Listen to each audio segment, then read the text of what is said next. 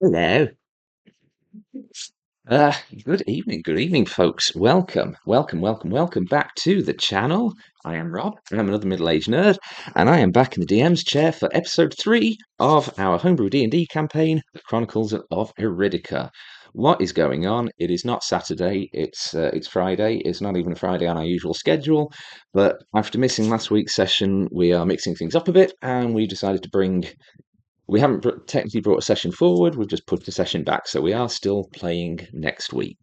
Now, I did write this pre-game preamble for last Saturday's session. I'm entirely sure that everything in it is still going to be 100% relevant and absolutely fine. So, before we start, a quick heads up about next session. Because obviously we always play every game on a Saturday without exception. Next Saturday is November 2nd. In the UK, that doubles as both Halloween weekend and Bonfire Night weekend. Everyone but me has plans because they're weird.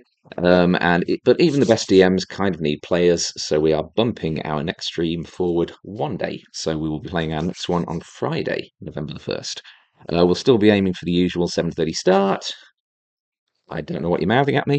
We'll still be aiming for the same 7:30 start, but we may be slightly later due to having to come and get prepped straight from work. See, that's already irrelevant because never mind.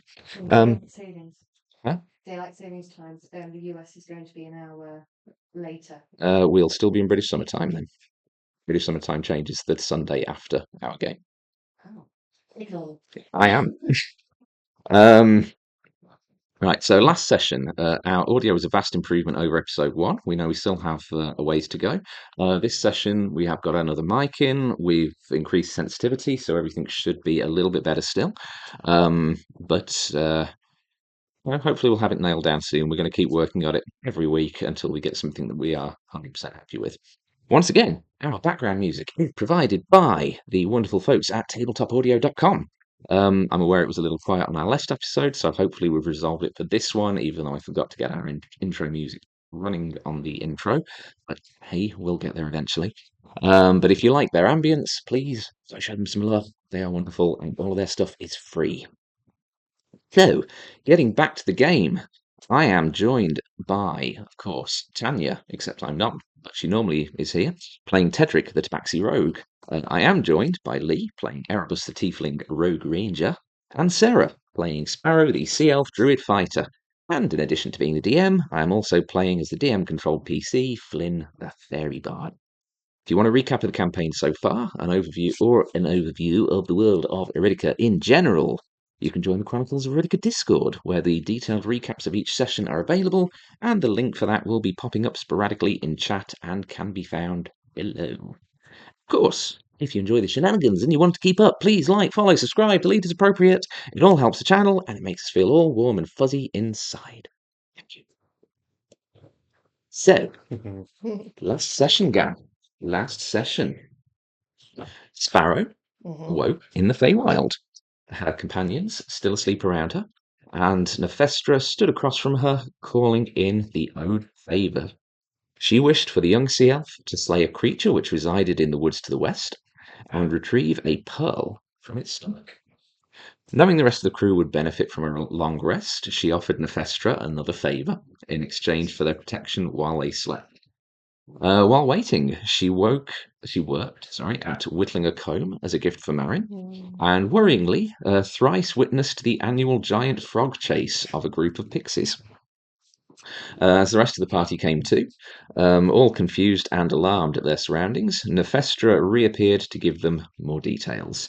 She told them the creature was a Jabberwock, and once reaching the copse of trees where it lived, they would have to wait until midnight to enter. She told them she had previously sent a gold dragonborn to slay the beast, but he had failed, and she required them to return the item he'd purchased for this favour, a leather satchel. She also divulged that she could kill the Jabberwock herself, but she didn't want it to hold a grudge.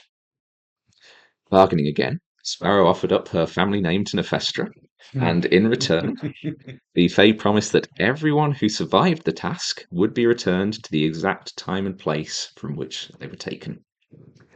Before setting off, Flynn attempted a sending spell to Rohesia, the helmswoman of the Twilight Endeavour, to let her know that they were stuck in the Feywild, but he received a message back claiming she didn't know who Flynn was and asking him not to message her again. The party pressed on in search of the cusp, experiencing some of the wonders of the Fey realm en route. They were followed by a patch of daffodils, trapped by a signpost which only pointed east. Witness Nephestra extract the soul of a satyr who had reneged on a deal. Followed a brook uphill, past a segment of chicken riding hedgehog knights, unknowingly walked up a vertical cliff face, picking up a piece of steel engraved with the words Indomitable Companion along the way. And all of this brought the party to a patch of crimson spore mushrooms, which released their payloads, causing Flynn, Tedric, and Sparrow to begin broadcasting their surface thoughts. In the wake of this, the group entered a woodland and began to be approached by figures from their past. For Flynn, this was his Sky Knight paramour Lyra. For Sparrow, her former lover Aga. For Tedric, the drow woman who haunts his dreams. And for Erebus, the face of his mother. As the figures began to gnaw at the traumas and insecurities of their targets, Sparrow struck the first blow, leading to a frantic battle in which the party did emerge victorious. Though not without physical and probably some emotional scarring. Finally reaching the copse of trees atop a small rise, the party saw a campfire was already lit and a figure waiting for them. Scouting ahead, Sparrow discovered the figure to apparently be the Endeavour's Lightweaver, Marin. Yeah. Attempting to approach her, Marin seemed to be irritated at the group's approach, and despite Sparrow's attempts to keep her close, she fled into the trees. Sparrow set off in immediate pursuit as the rest of the group began to hurriedly follow from further down the hill. And that is where we pick up in pursuit of a figure who may or may not be the party's crewmate. So, Yeah. starting with Sparrow, as it will be maybe somewhere between 1 and 2 minutes before the rest of the party gets to the top of the hill and reaches the tree line. What would you like to do? Immediate misty step towards, because I'm assuming she literally just broke out of my grasp and she's like just gone. So I'm assuming I can see at least a spot ahead of her that I can jump into to sort of head her off. So can I cast Misty Step? It is a very thick sort of cluster of trees, which she has begun sort of weaving her way through. So I would say make a perception check, and if you roll well enough on the perception check, you can Misty Step in front of her. No. God, why? Okay. Don't forget, you have inspiration. I do. I'm going to use the inspiration. Okay. Remind me, are we re-rolling? Yeah, we're doing inspiration as a reroll. As a re-roll. Oh, God, yes, please. Oh, yes. Okay. Thank you, DM. Okay, that's an 18 on the dice. It was an 8 before. Now it's an 18. Okay. And perception. Yeah. Oh, thank God, it's a 23. 23. I need to get my girl. Okay, yeah, you see as Marin sort of attempts to disappear behind one tree and then weave her way around to the next one, and just sort of getting your keen vision. Dear elf, I see.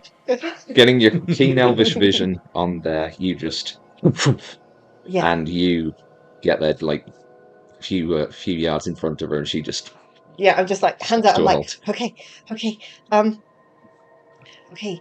The things you've been seeing today, they cannot do this. They cannot spells. I have my swords. You can hear my thoughts. That's a very bad thing that happened. So it's not safe. Whether you believe it's me or not, it's not safe. Will you come back to the fire at least? Please just talk to me. Make a persuasion check. With disadvantage because you did attempt a persuasion check I about did. 30 seconds ago, I which did. failed. I know I did, but I'm being very persuasive, right? Okay, disadvantage. Okay, that's not bad. That's not bad. That's not bad. That's not bad. God damn it, Sparrow, that's a 12.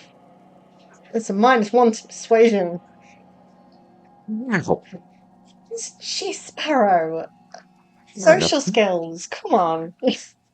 I just genuinely find the idea of like a low charisma character just so anathema. Um, I mean, she thinks she she's hot stuff.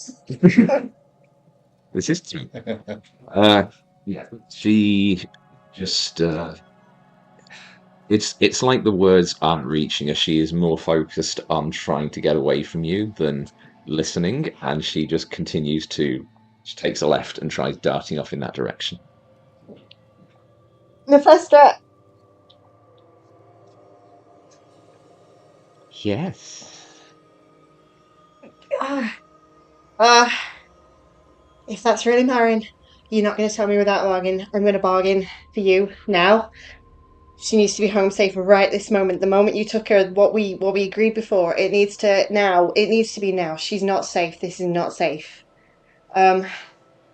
Oh, but that would very much defeat the purpose of me bringing her here in the And first what was that? place. She has something which you have not yet paid for, and I will not make the same mistake that I did with that dragonborn. What if we And not? she reaches up her hand and just like gestures slightly, and you Oh just hear this just a momentary yelp and then this rustling sound as you see Marin dragged through the tree line by the arm with the ring on her index finger just tugging her along. no! I didn't want this. Um, At which point, Tedric, Erebus, and Flynn are probably just about getting to the tree line. oh, this is going so well. Right. As soon as like Marin sort of brought to us, I'm like, I'm so sorry. I didn't know this was how this was gonna go. I didn't know any of this was gonna happen. Okay. She's not gonna let you go. And I'm She sorry. gets herself to her feet. She is shaking that hand. Probably like at least a finger got dislocated there. Hmm. This is my fault. Right. It's Is whether you believe it's me or not, you know, she's not gonna let you go. This is who? Nefestra. Hello. I can't even look at her at this point. I'm just please just come back to the fire. And I'll explain what I can. And I'm so sorry. I I don't know what's going on. I I know. don't know. Who is this? I Can I is, step forward and just be like, what is the last thing you remember? Do you is actually know who we are? yes, you're Captain Erebus. This is Sparrow. That is what? She points to the Balverine behind you. Tedric, What is it's what Tedric. is that? It's Tedric. It's Tedric. Do you remember? I know. No, I saw. I've seen Tedric. Do you remember Acor's Lull? The when when we were coming back and you'd lost a lot of blood. I remember sleeping off the entire journey. You do. You don't remember. Tedric turns into this thing a lot, all the time. I don't know. What? He calls it a Balverine. I don't. I down boy. Okay. Yeah, I have buttons now. We look. Thank you, Nefestra. I'll call you if we need you. I'm sure you will. I'm sure I will. Marion, Is it? I Is it think if you. actually you, Yes, it's us. Sparrow? What is going through your mind Fuck right at this yeah. moment? She is. She's fighting back tears at this point. Just Um, surface thoughts. Just surface thoughts. Surface thoughts. I never should. We should have gone to the brothel. I never should have got her that ring. I thought I was helping. It's just one fucking fae. There shouldn't be this. I'm putting them all in danger, and now she's in pain, and I can't stand it anymore. And what the fuck have I done? As these thoughts are running through your mind, she looks down at the ring on her finger, and looks back at you. He says, "This is all because of me." No. No. No. She tried to do something nice for you, and I made it a just deal with the Fae. It's not. You, you made a deal with a fake creature to give me a ring? The ring was supposed to stop the pain. It was. I see you use your powers and I see what happens afterwards, and I thought it was the closest thing I could get to making sure you weren't. To try and make it so you're not in pain, or you could choose not to be in pain. She asked for a favour. I didn't know. I didn't. It's a stupid thing to say. I didn't know because she's an archfey. Of course, I fucking knew it wouldn't be this simple. I didn't know you'd be part of the favour. I didn't know Flynn. I didn't know the captain, and I didn't know that Tedric would be dragged in here for me because of this. And I'm sorry. And to be fair, I definitely didn't have any idea how powerful she was. And she took about 10 years from me. I did not want to say anything because it seemed rude, but you.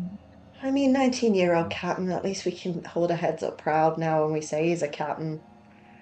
You know, I hope I wear it well. can we move this back to the fire? It's not safe.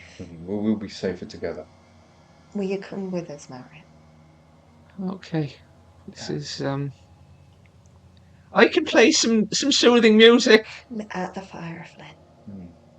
We're all a bit. I am the morale officer, You are, and we're all a bit shaken and I up, Flynn. feel like morale is something which we need right now. We do when we're safe, Flynn. At the Okay. fire.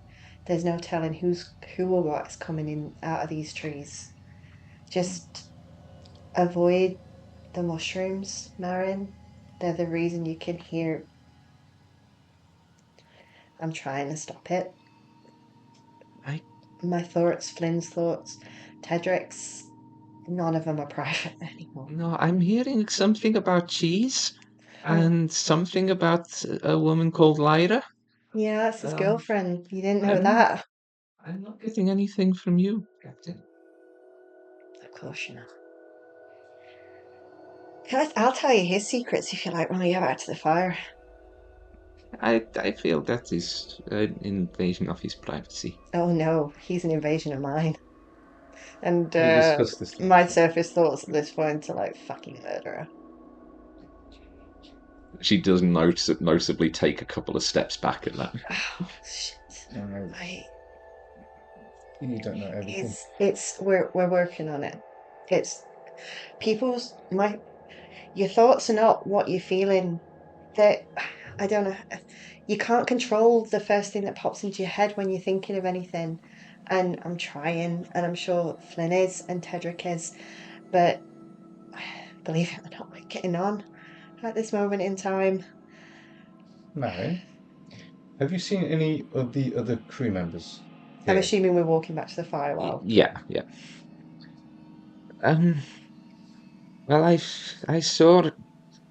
I mean, I've seen Rohisia and Jerome and Azanes So and everybody, all of you, and all of us.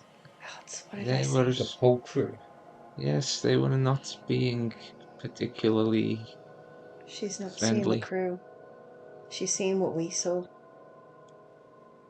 There were other beings masquerading as people that we know, so it could be them. So it wasn't them.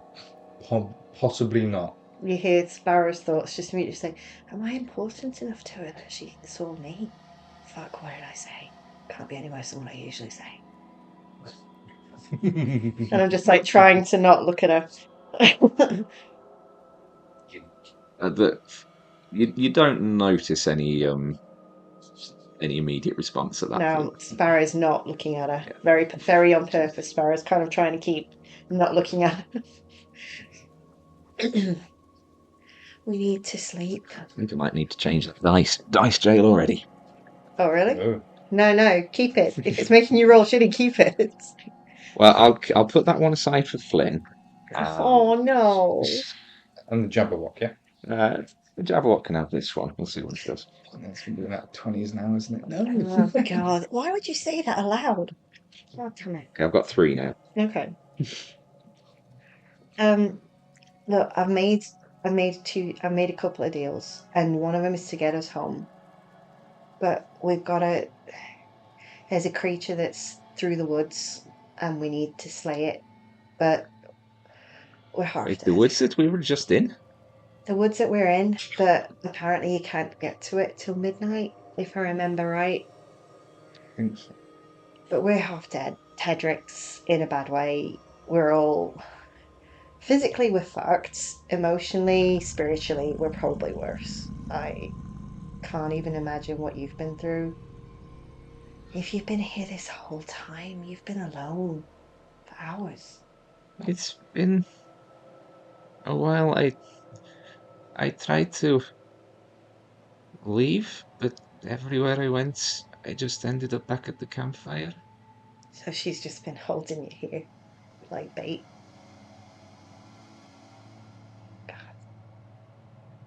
So at this point, as you get back to the campfire, you would notice the fire itself is a small, decent size for a party of 5 campfire.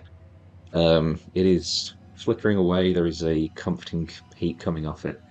There's no source of fuel on it. There's no logs. There's no kindling. This just appears to be just there is the sort of characteristics circle of stones around it, but there is just a circle of stones and a flame just in the middle. There is nothing fueling the flame. There's no crackling of burning logs. It is just this warming fire just present. Can I, like, as a druid, just kind of stretch my hand out towards it and just feel for the fire? Yeah, you feel the heat coming off it. But do I Yeah. sense that it's real fire as a druid? Make I would say either nature or arcana check. Can I just pick up a stick and just place along the stick and just place 11. the end Uh, in, see if yeah. it burns? 11, you don't get a sense one way or the other. I think With- Sparrow's still distracted by the sun, so Yeah. the way that feels. With the stick test, stick catches on fire. Yeah. Okay. So, seems like a real fire just magically sustaining. It was there when I arrived. It hasn't gone down at all since I've been here. Alright, we need to rest. So actually, both of you make insight checks as well. Insight checks. Insight. That is a 18 for Sparrow.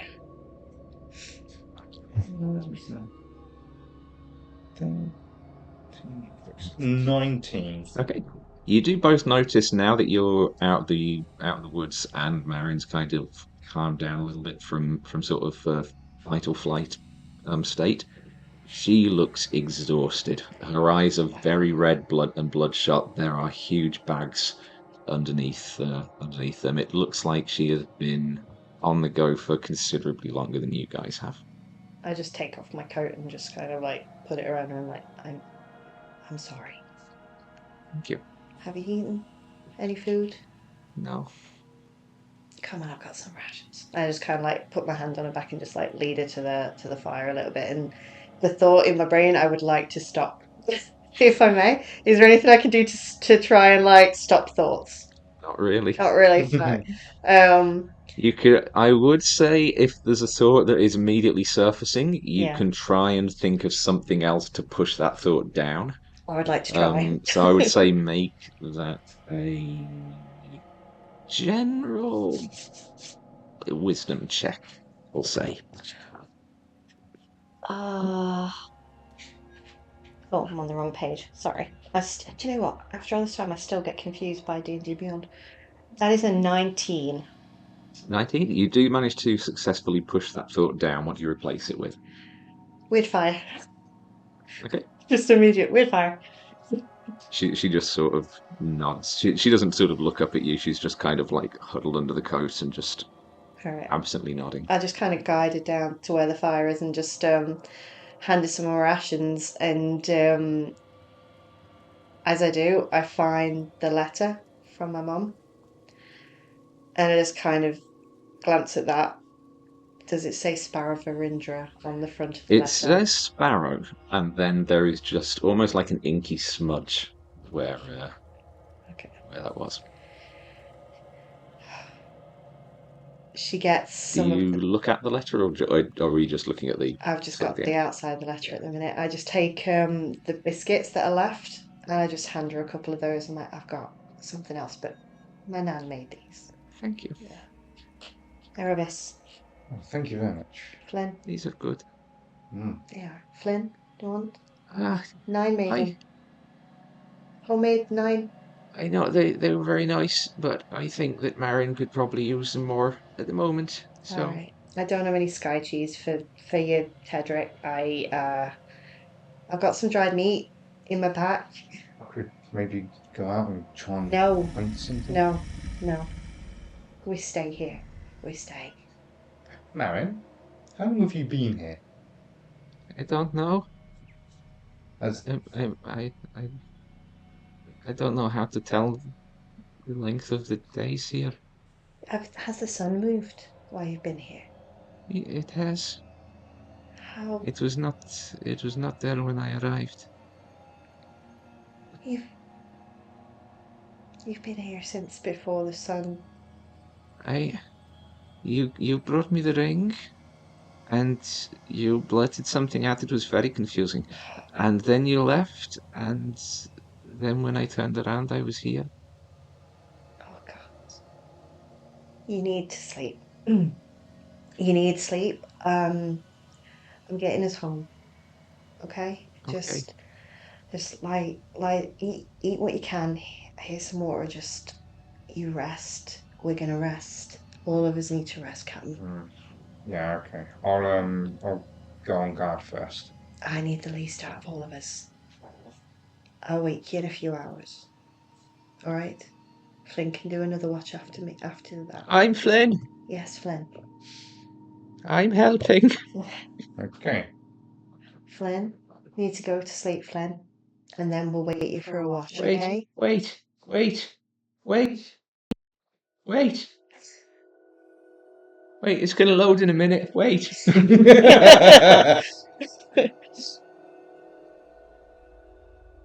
I can do one more sending before I sleep. If there's anyone that we want to try and get a message to. I don't know who could even. I don't know anyone that can help us, Flynn. I don't know. Unless this dragonborn that she keeps saying about, if they're on the same task and they still exist. But you But I don't know if you can do that for don't know someone how you that don't know. works. I don't think I can. I think we need to know the person. Is there anyone you can think of? Unless it's another member of the crew. Pretty sure it didn't work. Maybe time. Maybe it gets there before we know, or maybe it gets there after they're dead. God knows. Maybe was it Tyrone or Azana's? Maybe send a message to them. It'd be a waste of a message, but then I suppose if we don't send it, it's a waste anyway. I mean, I'm just thinking to see what sort of reply we get back. Flynn, Hello. if you'd like to message Lyra, Okay. I can't think of any way it can benefit us now. But This is going to go so well. oh no. He's been wanting to message his girlfriend since we got here. It's the least we can do before he goes to sleep. Hello, Ira. It's Flynn. You're not gonna believe this. I'm in the faerie realm. We walked up a cliff. Chicken nights. What the hell?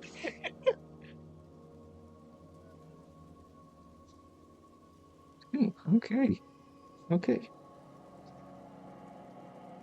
He's not going to tell us what she says. Unless he does. Look at the Oh, concentration. right. That's a good she- face. That's not an upset face. So she said that she was really worried and she hadn't heard from me in a week, and she's surprised to find out where we are. She had toast for breakfast. Oh, that's nice, Flynn. Okay. If that my head hurts now, because if she hasn't heard from you in a week and we survive this and my thoughts were immediately like, we didn't survive, we died, we didn't do it. We didn't make it. That's why she hasn't heard from him in a week, because if we'd made it, he'd have gone back and he'd have sent messages and he'd have spoken to her. There's no way he'd wait a week. And that is like my brain just suddenly spiraling and spiraling and spiraling. I'm guessing I'm picking up on this. Uh, Am I? With the... actually, yes. Yeah, because Yeah. it's Yeah, literally I'm being loud. broadcast. Yeah, I'll tell Anthony, it's like, look, we'll deal with that later when we get back. I'm fucking dying fighting, I'm telling you that, Captain. We'll see. I think you'll survive. I think If we you'll survive, it'll be, yeah. Okay, if we survive, I've got some questions about time. And I don't think any of us are smart enough to... Oh. Right, sleep. I'll guard, I'll watch, I'll look after y'all for as long as I can, and then I'll wait whoever else for the next watch. You've got 4 hours. We've got longer than that until midnight. Just get your heads down as best you can. We've got to recover from this.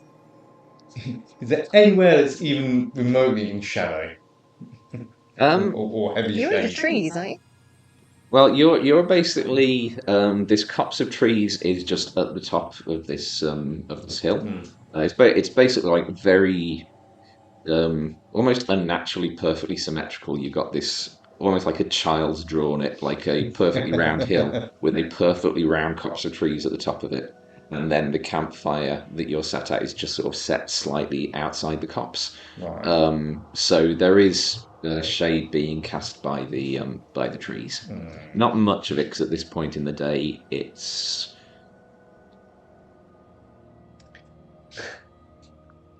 We're not used to it. no.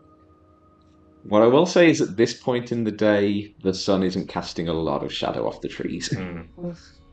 But there is a little bit. I'll try and, even if I have to actually get up into the tree, I just want to get to the darkest bit I can see and not be too far from the campfire and everyone else. Okay.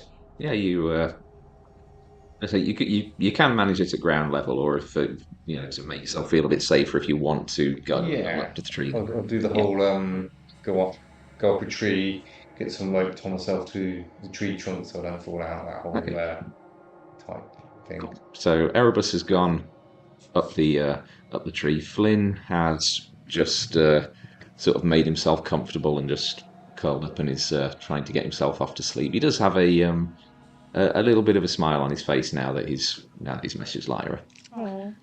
Tedric just sort of circled a couple of times. Like a dog. Yeah. Good boy. And Marin just sort of sits, just legs tucked in against her, and she's just facing the fire, just huddled under the coat and just staring into it. You need to get some sleep, Marin.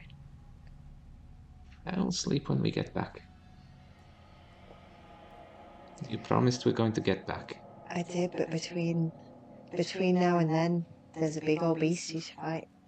And if I need you to run, then you're gonna need your strength. If anything happens to me, if anything happens to them, I need you to run. Make a persuasion check.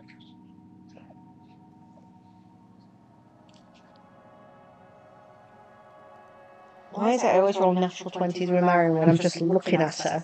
But, if I try to do anything. It's a knife. She likes to write. I will try. Alright. I'll be here. I'm just gonna sit by you and just make sure you're okay. Okay? Stray thought is just she looks so beautiful in the sunlight.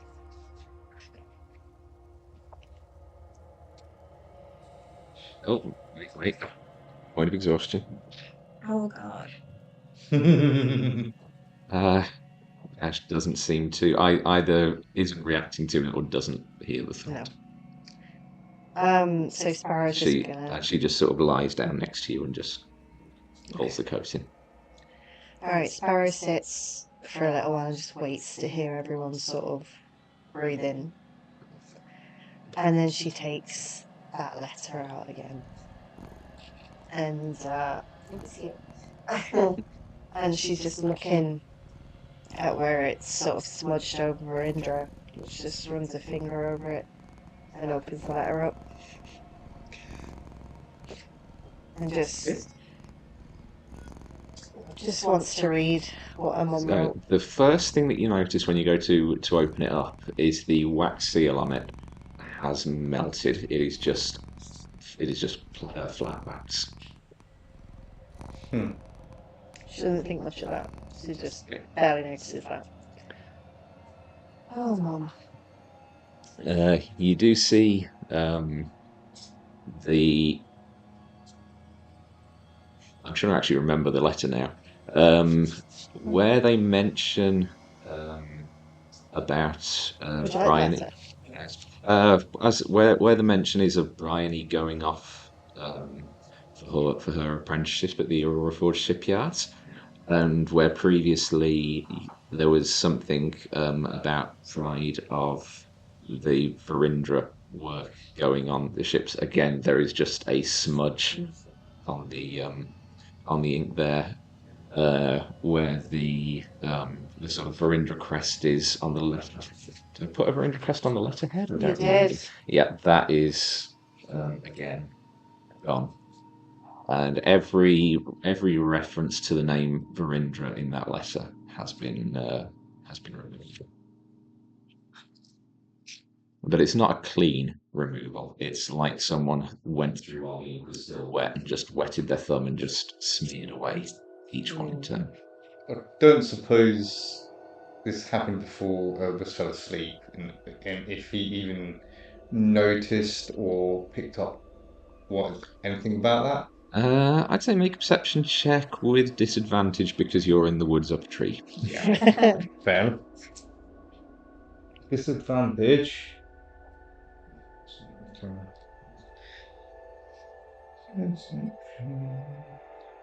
So it says 16. 16, you do notice her going through the letter. You wouldn't be able to pick up on what exactly she is looking for, but you can tell that she's spending some time studying the letter she received from her family. She puts the letter away and she brings out the comb and starts just fitting the mother of pearl and the last few pearls to it, but she's crying the whole time she's doing it. Okay. Make a dexterity. It was dex check with your proficiency bonus because you're using the woodworking tools, wasn't it? Right. Well, it's +3 proficiency now, isn't it? Yes. I don't remember. Yeah. Yeah, so that's a 13. 13 total. It's not the cleanest job. You could redo it later if you had a bit more focus, but right now your mind just doesn't seem to be on the task in hand. Yeah, she puts it away. And she takes out the shard of metal, the Indomitable Friends metal, Yeah, and Indomitable she Companion. spends time sort of Indomitable Companion, and she spends time sort of studying that. So can she maybe start to glean what it's about? Make a.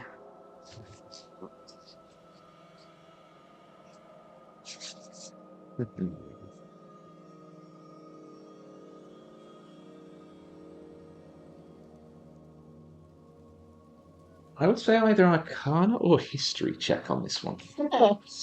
Well, they're both exactly the same. It's a +0, so... Oh, that's a 2. It's metal. Got words on it. Should have been a fucking terrible night, guys. Yeah, she puts that away as well, and she just spends the rest of the time just trying really, really hard to control, like, her thoughts a little bit, like recognizing when things can come in and how to quickly shift it to something else so that people don't actually pick up on what she's thinking. Okay.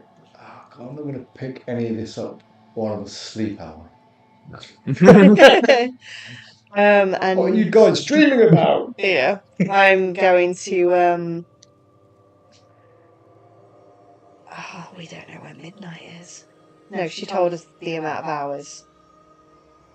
She said there was 11 hours left before she pointed the camp out. Did, yes. She told us 11 hours left. Okay. Well So remembered. Sparrow's just kind of like conscious of whatever time passes, and she's kind of like watching the sun a little bit, like through the trees where she can see it, just studying like what it does and things like that. And I think after a Make a time, constitution save for retinal damage. she's not being stupid.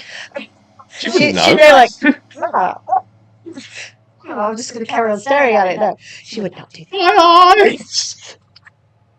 You know, actually, that was a question I was going to ask. Like, how have our eyes been? Because we Mhm. have thousands of years of not dealing with the sun, and we live in perpetual twilight. So I imagine this has been quite painful. You would have thought so. Conventional logic would say so. Yeah. But No. Okay. Then Sparrow's just going to spend, what little time she has just cleaning her weapons, and then as it gets close to sort of time that she'll need to start resting, she's going to wake up Erebus. Captain, it's time. So, Do you, so did you not actually do any watching during your watch? Oh yeah, It sounds like you didn't. I'm sure I probably, had the cursory glance around every now and again. Make a perception check with disadvantage. I mean, she is very,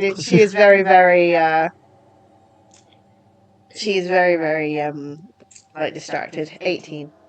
18. You see, rather you hear first. In the second half of your watch, Flynn is now fast asleep.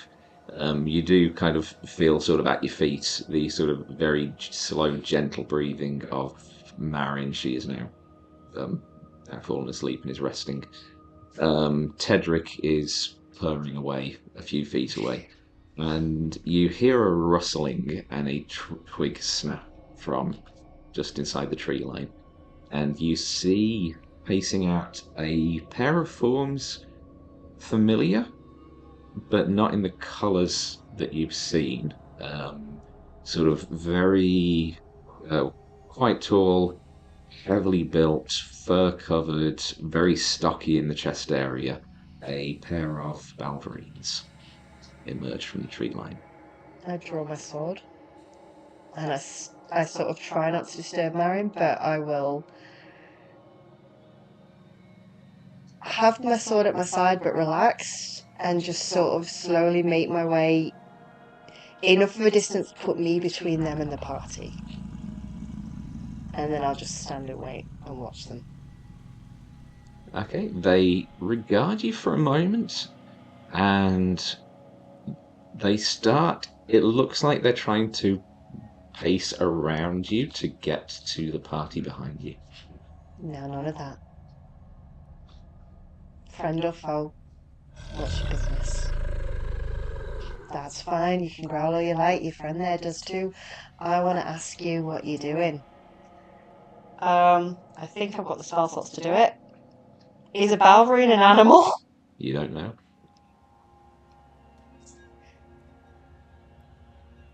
I'm about to sleep anyway, and I've still got all my first level spell slots. I cast Speak with Animals, and I say again, if you're foe, I'll take you down before you take me down. If you're friend, act like it.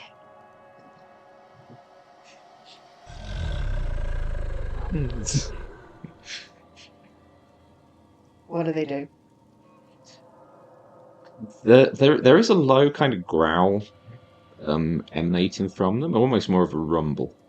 They're not particularly baring their teeth. They're not in like a hostile gesture. They just really seem to want to get past you to the rest of the group.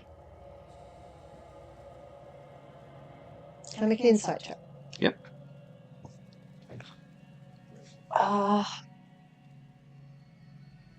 Look at me getting better with this.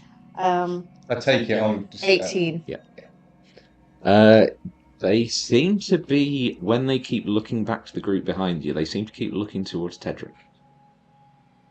I put my sword away. That's my friend. They're just asleep.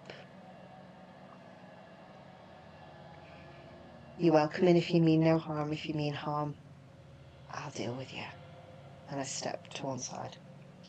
As you step back, they both kind of pace heavily forwards. Yeah, fucking posturing. We can get them all out and measure, boys. That's fine. They lean over towards where Tedric is curled up sleeping and just...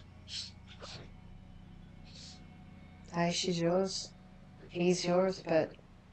And they both curl up next to him and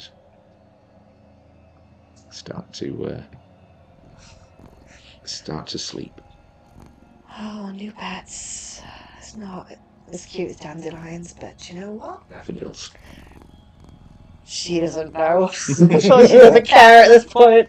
Yeah, the druid doesn't know the difference between a dandelion and The a druid daffodil. is fucked. True. Alright. So when I come to wake you, I'm like, Captain, Do you like nudge me or something? you're up a tree. Yeah. I'd So fucking form whip you down if I thought you wouldn't wake the others, but I'm just kind of going, can I find a rock? And just like throw a rock wake at him. up at any point, or just. I want to throw a rock at his head first. Make a ranged dexterity attack. That would be... D4 points of damage. Yeah, get right at the temple. This is a faerie rock. They deal d20 damage.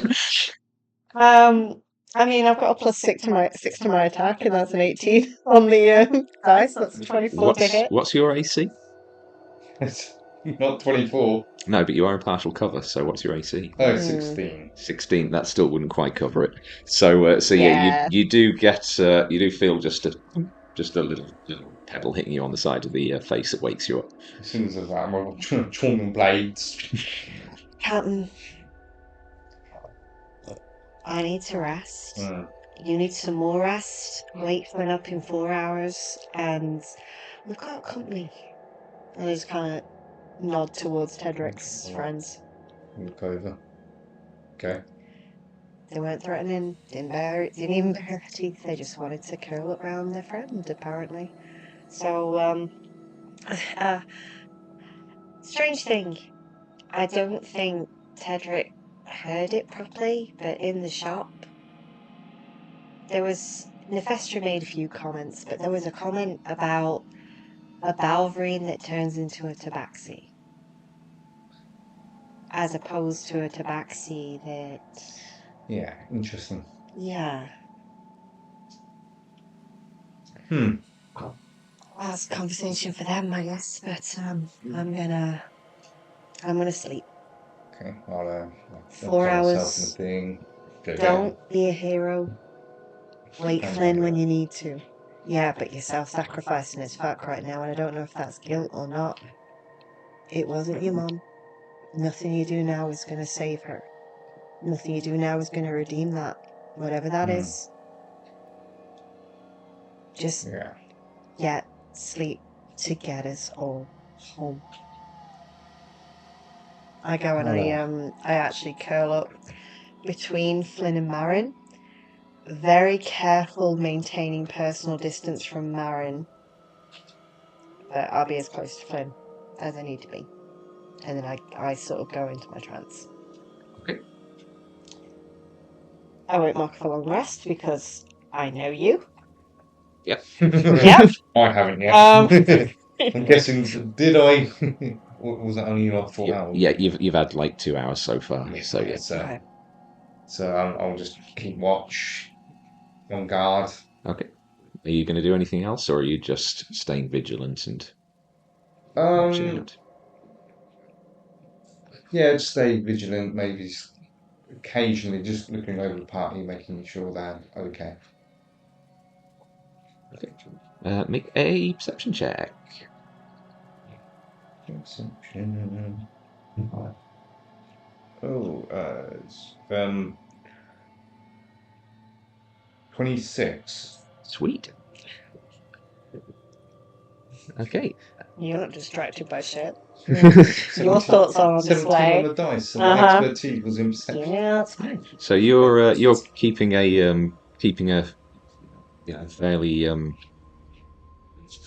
fairly comprehensive eye out. At one point, maybe pushing on for an hour into your watch, you're sort of there, just casting an eye over the sleeping figures in front of you. Sparrow now very much in a trance state. Marin and Flynn both quite deeply asleep. The little sort of snuggle pile of Balverines off to one side, just kind of purring away. And you just hear a voice behind you. Like, if you want to safeguard them, we can always make arrangements. Your first mate did something similar for you while you slept. And what arrangements do you have in mind? Oh, favors, memories, aspects of your past, aspects of your future.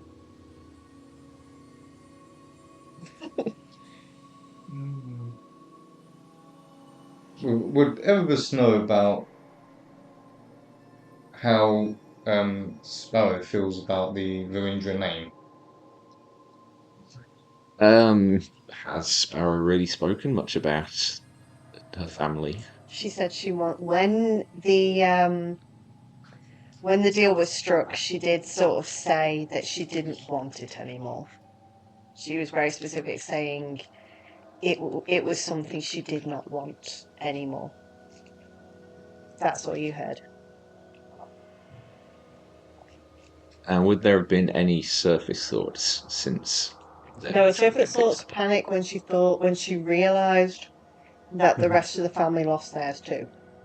Then there was pure panic and what the hell have I done? You know what Uncle Ian has told you about Sparrow. Hmm. Sparrow was very devoted to him. Very. I'll say to Nefestra,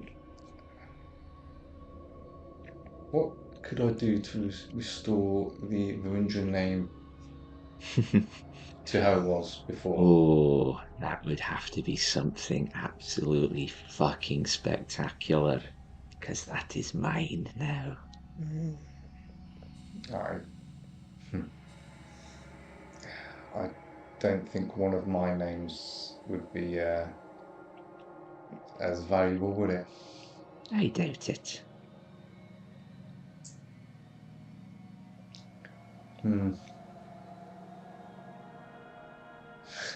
He'll put out the dagger.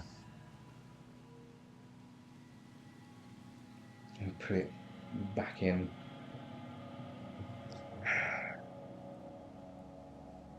A favour? Maybe. It would take a lot more than a favour to pry this off me. This is just too much fun.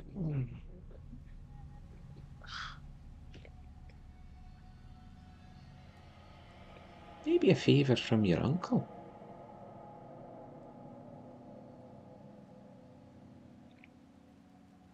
But he's not as important as he thinks he is. My uncle? Right.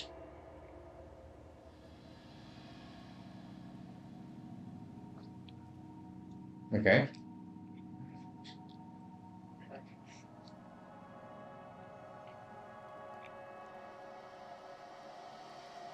Don't really know much about him, to be honest. Probably for the best. If you're not very lucky, maybe you'll find out someday.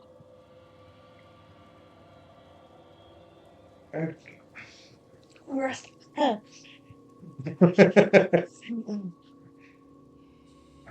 My parents never really spoke about any other members of my family. Well, they wouldn't have. Who would, coming from a place like that?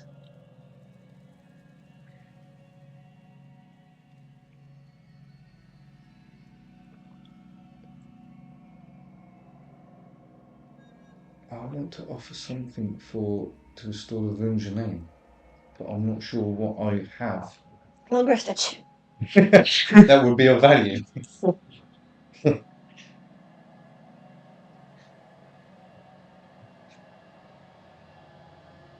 Well, she just starts absently just tapping one of her nails on the jeweled necklace around her neck.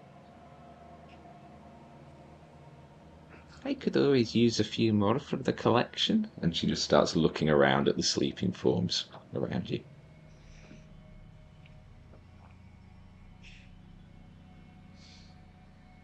It wouldn't be the worst thing you've ever done to someone. That is not on the table. Well then. If any of them, it.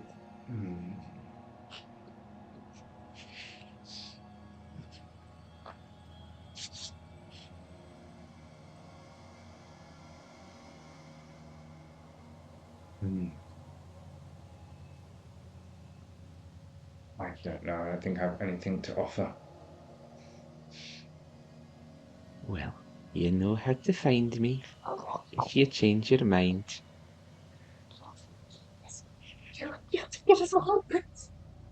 What makes you think we're not going to get that anyway? Yeah, I know that. It's fine. It's not like Sparrow's giving up loads. It's fine. It's fine. It's fine.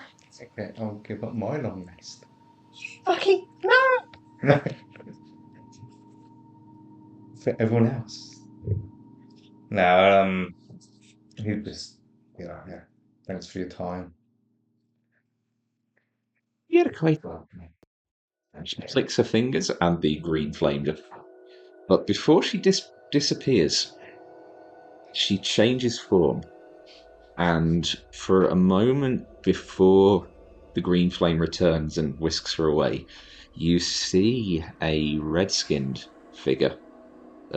Male, fairly thick black beard, brushed into a very kind of neat point.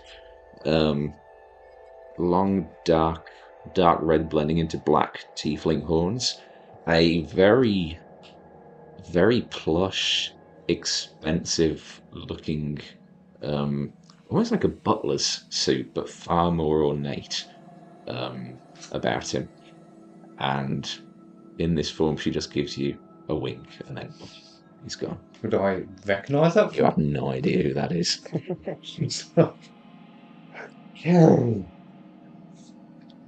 I can't believe he didn't make a deal to immediately give us a long rest. Like, restore all our health, all our stuff. We're about to fight a Jabberwocky. People can get the mess. Maybe. Okay. You can call upon the flesh at any time. Roll a D100 for me, please. Oh.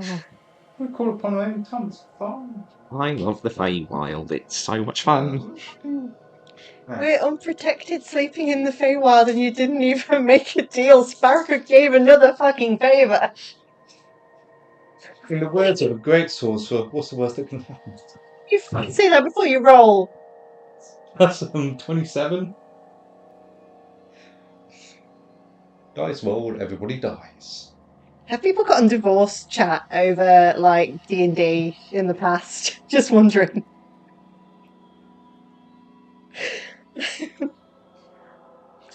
You hear just echoing up from, it sounds like the far side of the forest, just very faint music and murmurings of voices.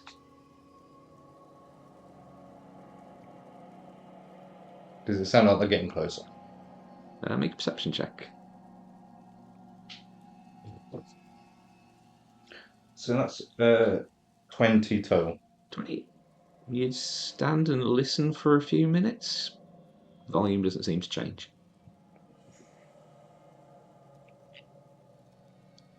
Can I creep, not going too far from the party, just to see if I can get an eye on them, or... It sounds like it's coming from the exact opposite side of the forest, so you won't be able to stay right. within range of the well, not the forest, Yeah. the copse of trees. Yeah. Rather. I will stay put and just carry on keeping guard. Okay. Your watch comes to a close. You do continue to hear the that music playing and the sounds of murmured voices. And as your watch comes to a close, the sun does start to dip below the horizon, and the sky begins to take on a more familiar, not quite night yet, but at least there is a sort of dusk light that is starting to look a bit more like the skies of home. I'm very sorry, I didn't know to live. At the end of my, I believe it was,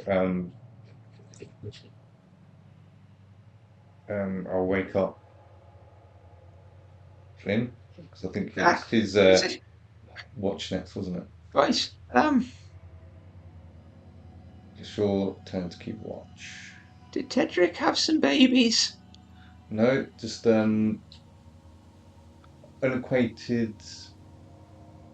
Okay, Just leave them alone. Don't disturb them. Right. It's fine. Where's that music coming from? Don't investigate it. Just leave it alone. Make a persuasion check. God damn.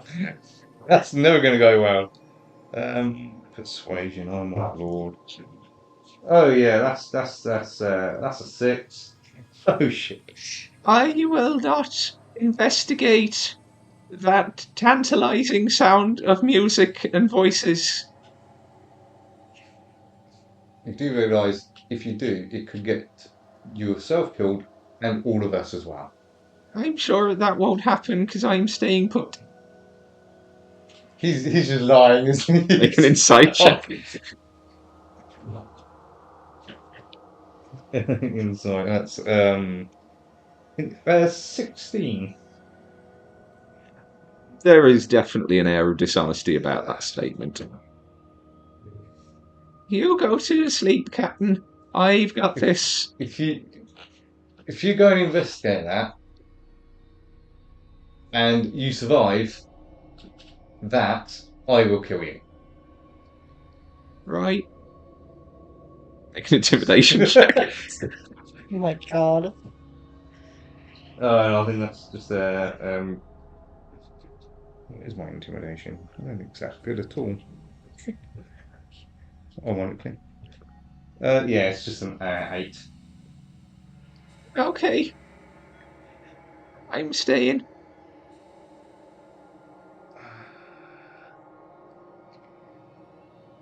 Good night, Captain. Okay. So I'm gonna. Can I try to settle down and stay awake a little bit, just to see, just like half hour or something, see if he stays put. Yep. And then if he goes to move off, then Make a perception check. Oh Perception. my god. well, But guaranteed is a long rest. Yeah, that's a 15. Where's the fun in that? Got backup character, right? Okay, yeah, you're at the top of your tree and you're watching, and you see initially as Flynn just sort of warms his hands by the fire a bit, and he just sort of just starts pacing around the group, just sort of leaning in, just making sure everyone's asleep and uncomfortable. He kind of adjusts the coat that Marin's got tucked up over her shoulders, takes off his own coat and puts it over Sparrow, and starts. As soon as he starts, I see him start walking off, I'll be like, Flynn,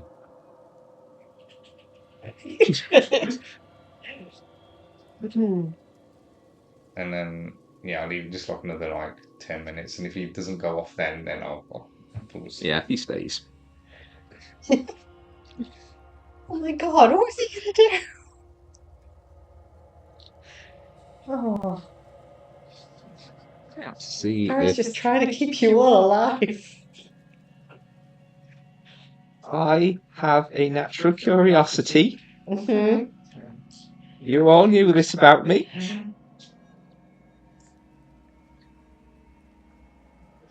So,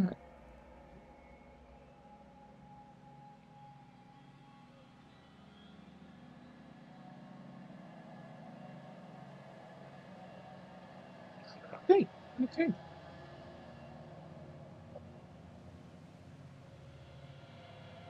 can all mark off a long rest. Thank God for that. See? C says, God, it's throwing him up another favour and you didn't even. You wake from your sleep / trances respectively.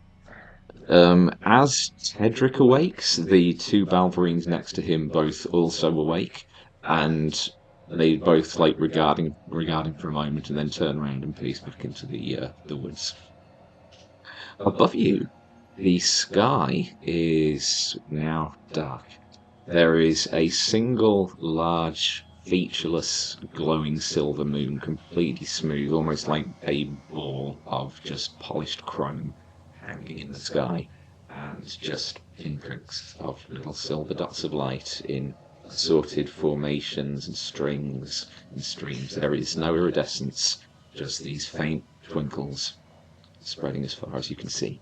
The campfire is still burning. There is still a nice warm glow being cast around you, and you do notice Flynn is sat by the campfire, and he has got What has he done? he's got what looks to be a very large bunch of celery What? and a jar of honey. And he's just there, just breaking chunks, breaking sticks off the celery and dunking it in the honey. Flynn? What is that? Where did you get it from? And Nefestra brought it. What? She What did you get, said Flynn? What did you do? nothing. She said I looked hungry, and would I like some celery and honey? It seemed a very oddly specific It is. offering, but I was okay with it. You. Did you give... What was the conversation you had? Word for word, Flynn. She appeared and she said, "What up, Flynn? How you doing?" Sounds right. And I said, "I'm fine, peckish." And she said, "Oh no, that's terrible shame, innit? How would you like some delicious celery and honey, freshly grown / bee grown this morning?" And I said that'd be nice. And then she got some for me. What did you Look. give her? Nothing. Look, she said something about Flynn before when you were all asleep. She said he's an Ulrich, and that means something here. So maybe it's a good thing. Would you like some celery? No. Is he holding any information back? I get the feeling he is, but there's... Make Yeah, an insight insight. check.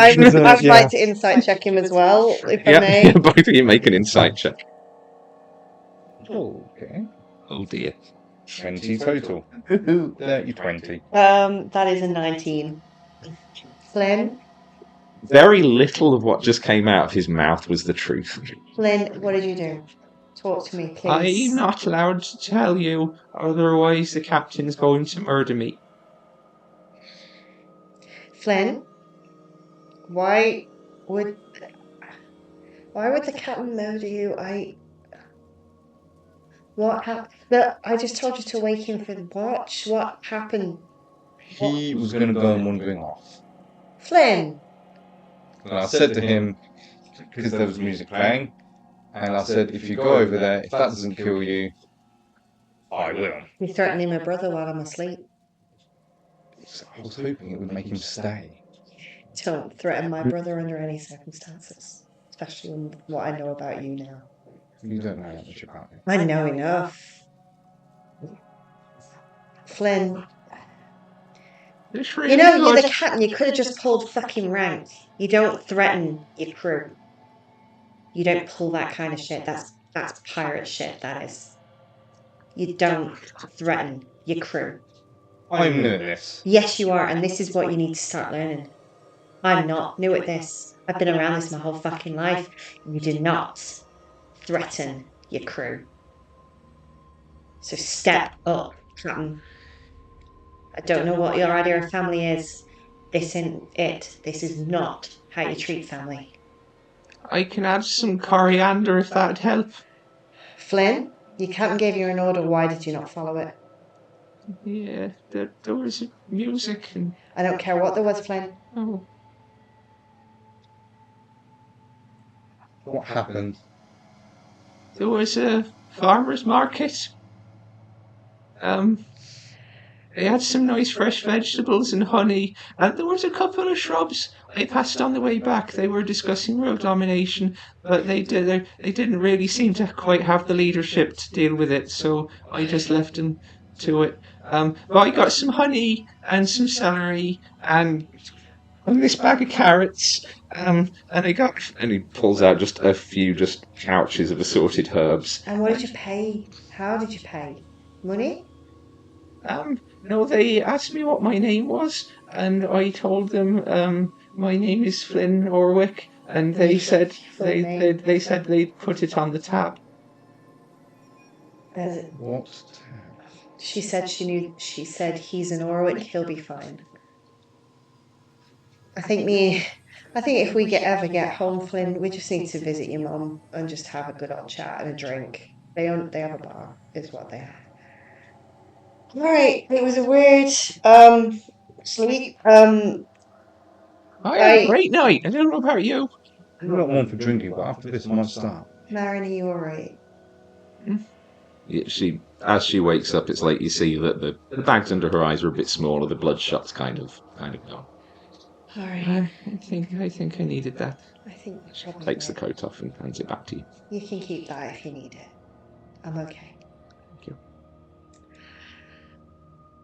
I'm gonna go and just. I'll be back. Give me a few minutes.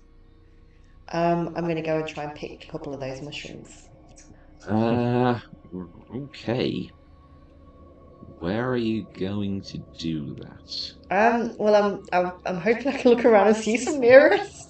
How far that way are they? They were back down the hill through the forest on the other side of the forest at the top of the cliff. In that case, if I knew that, I won't do that. Flynn, can you give Marin some of that honey and stuff? She's gonna need it. Yeah. Needs to get her strength back. She just starts sort of dipping a finger in it.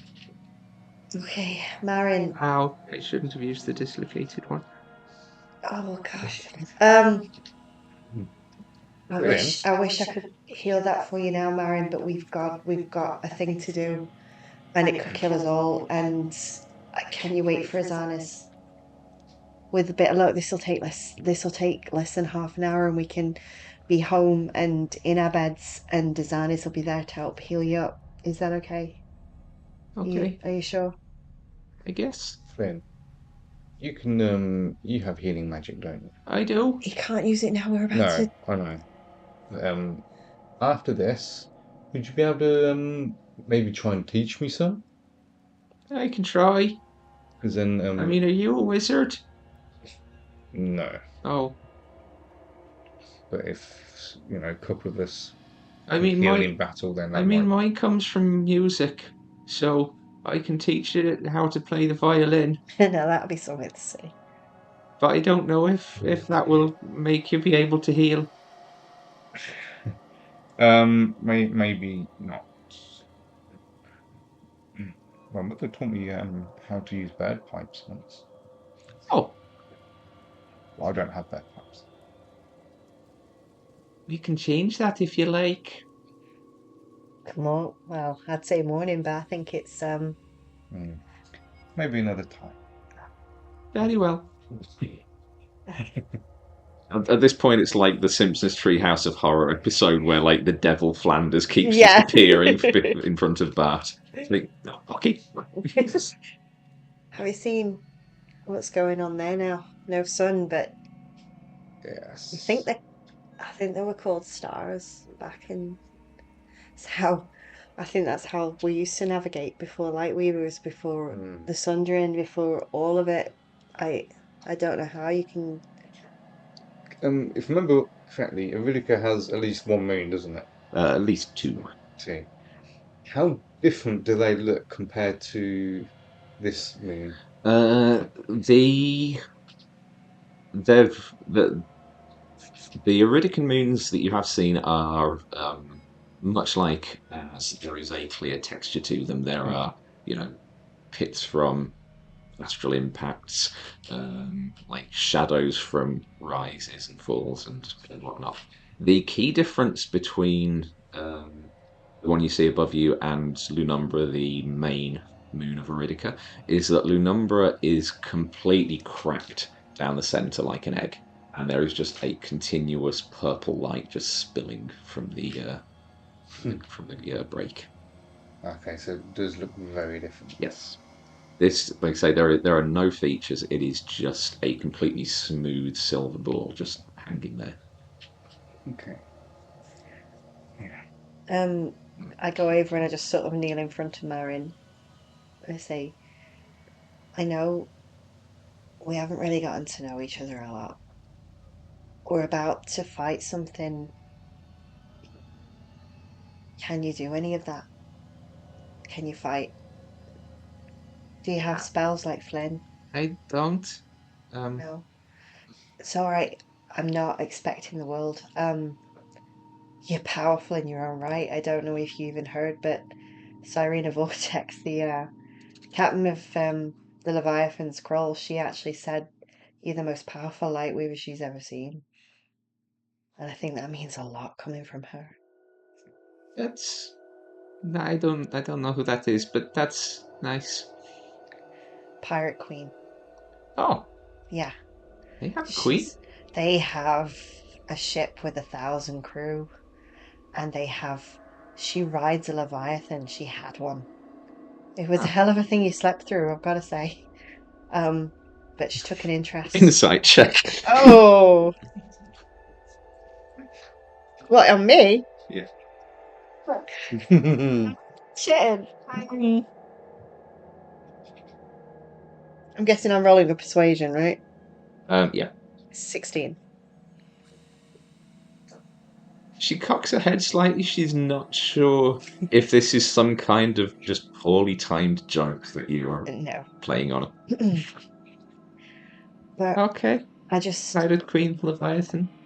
yeah, trust me, I've got, if now that I know you weren't awake for any of that, I'll tell you the story the minute we get back. It is true. We did meet this Serena Vortex, and she had a very impressive ship and a Leviathan creature. She actually saved us. But that's not why I was asking, but I just wanted you to know that you're powerful even if you can't help with this. And I don't want you to take offense if I ask you if you'd be happier waiting by the fire until we get home. We're about to fight a creature. You promise you're coming back? I don't know that I'll be coming back here, but what I will say is I've made a deal. We're all going to wake up in our beds. We're going to wake up. You'll wake up the moment you turned around after I gave you that ring. She promised. I gave up. I'm not Sparrow Verindra anymore. It comes out Sparrow. I gave that up. I didn't realise how much I gave up, but I gave it up to make sure that we'd all get back. And she said, all that were taken, that means you. I didn't know it meant you at the time because I didn't know you were here, but it means you. You gave up your family name? I did.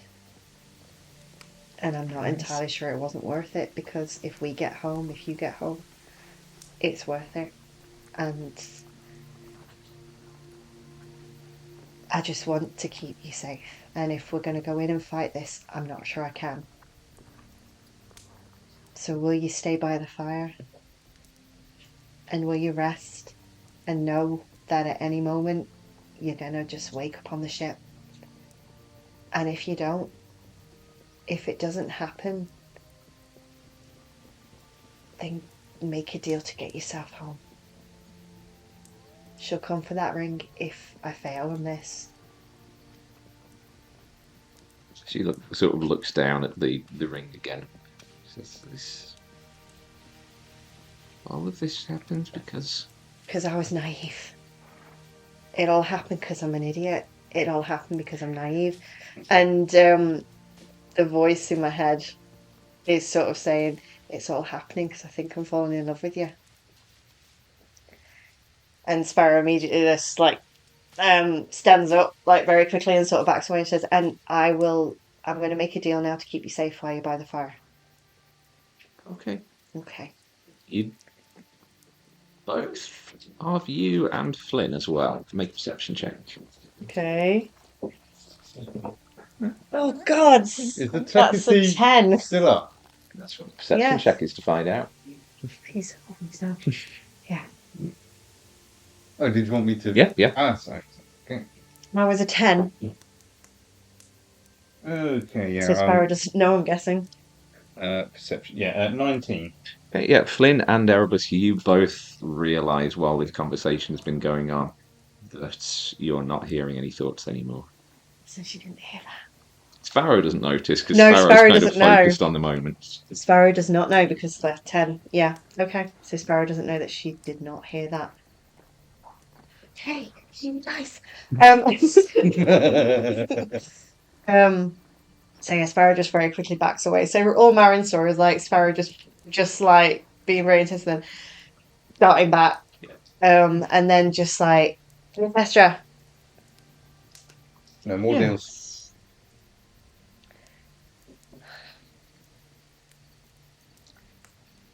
For a coin of fate from before the sundering. I know that means little to you, but it's a piece of power. Marin stays safe until this is done one way or the other. That's the deal. She reaches out and takes the coin and just holds it up. You don't know what it is you have here, do you? Whatever it is, it's not more important to me than this. Whatever it is. I'm sure you and I will have dealings in the future and you can laugh at me while you tell me what I just gave up. But right now, in the situation we're in, you can have it to keep her safe while this happens. Because I assure you that in the next hour or so, she is going to get back to our ship.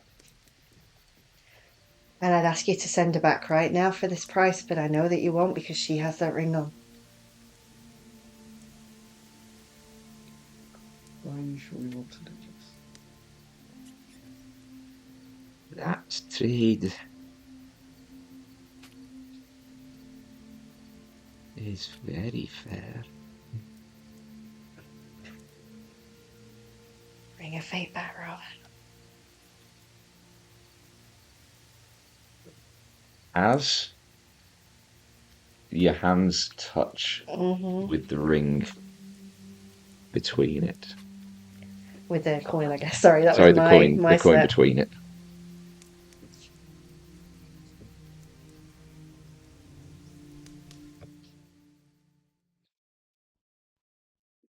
Shit, what the fuck has she done this time? What have you done? No, You. Sparrow, it's not me. Hmm. Now, bear with me one sec. I do have it written All in in the front name of me, of but I had to love. tweak it slightly, so I need to get my Google Docs open. Oh yeah, mister. I'm not going to guarantee a long rest. I'm going to like just see where this takes us. Okay. I had faith in a benevolent being. As you exchange the coin, she fixes her eyes on you and just grins. Let me show you something. And the two of you are no longer in the Feywild. Okay. There is a kind of momentary sensation of like your stomach upending, gravity inverting, as everything around you twists and rotates and turns.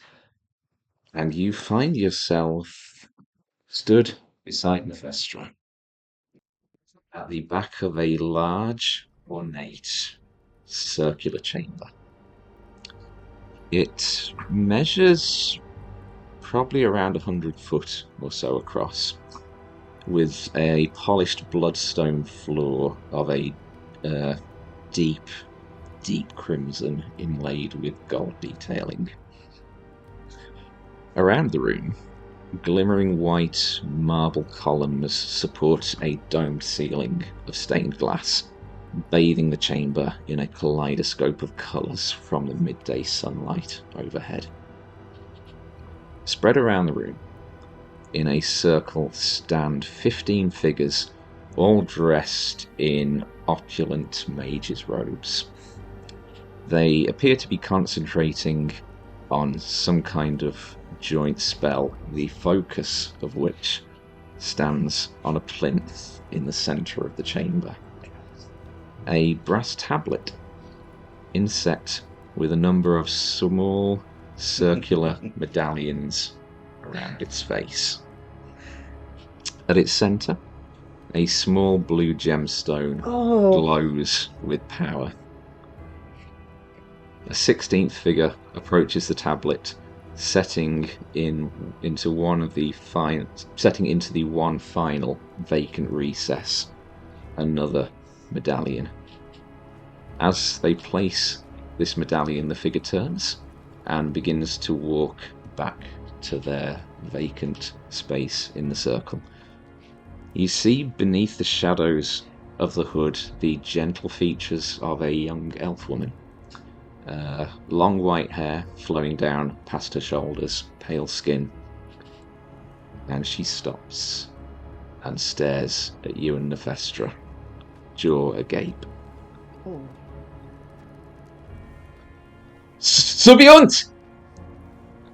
She yells. Several of the circle turn to face you, their spells faltering at the distraction. Another voice cuts through, older, male. Minime! Alerian! Ready have curriculum! Ready have choculum! He calls out frantically as the arcane energies begin to lose control from the mages in the circle and begin to whip erratically around the chamber. Tenenda mestfoku! And before the sentence finishes, an explosion rocks not only the chamber but the entire building that you're in. Your body lurches as the very floor beneath you is propelled upwards. You expect contact with the glass dome, but that has already shattered. The fragments now potentially miles away from the force of this blast. The light from the sky extinguishes, and you see robed figures catapulted in all directions, some falling into an abyss below, which was absent mere moments ago. You see as tendrils of light, blue, green, pink, begin to spread across the blackness above you, and with a click of the Archfae's fingers, you are back beneath a star-filled sky, solid ground and grass underfoot, trees surrounding you, the campfire burning. and the cacophony of destruction replaced with the gentle sound of swaying trees. Yeah. Consent first, please. Was that the sundering? Did we? Who was the sundering? She takes the die.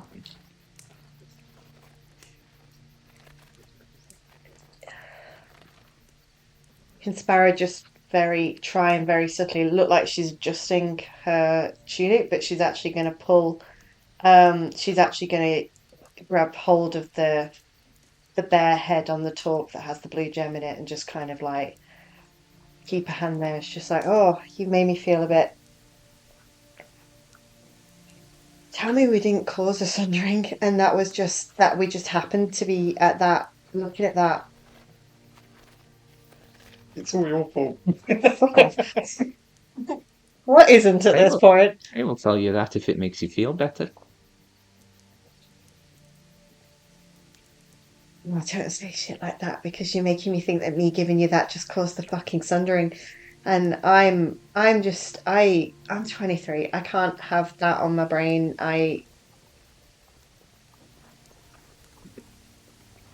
Here's a question. From the perspective of everyone else, there was just a flash of flame, and Sparrow and Mephistra went nowhere. Here's a question for you that you may or may not answer. Have you had dealings with my family before? No. Okay. But the deal is I made. may or may not have had dealings with my family before. It's a big old world out there, isn't it? I can't deal with this right now, but the deal is made. Marin is safe. We've got a Jabberwock to kill. Captain, I'm going to need like a week of therapy sessions after this. Spa days, and you know what? I'd like to go back to the spa. Oh yeah, Flynn, we're going back to the spa, Flynn. Sparrow's just like 1,000 yards there. She's just kind of like, Yeah, after this, it might be an idea. But first, how close to midnight are we?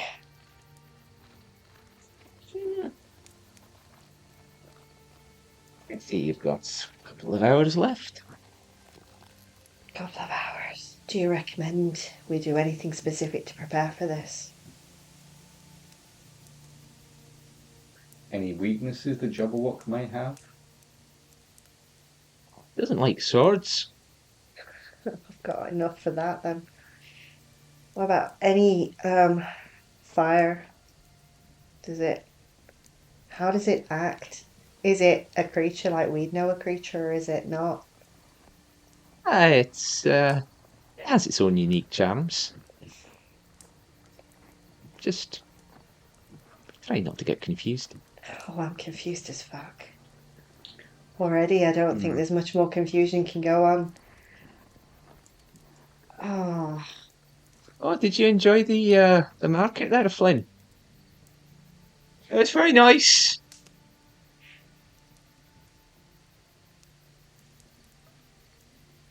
I'm just gonna sit for a minute, Captain, if that's alright. Yeah, I just kind of sit down just next to the fire, like my head in my hands, and just like, oh god, this is too much. No disrespect, Mephistra, but I'm not a fan of the female.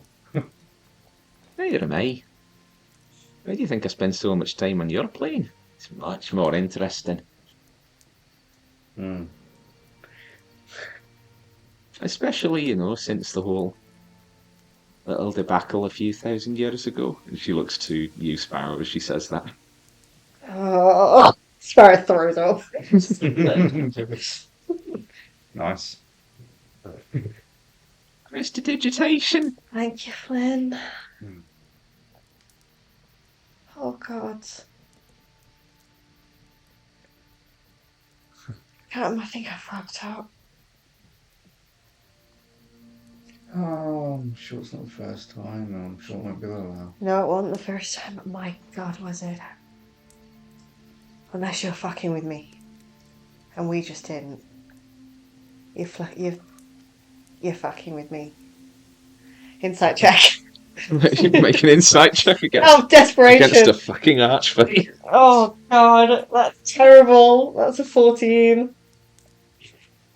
Is she feeling benevolent? Is she going to let me know? Because I think I just caused the fucking sundering.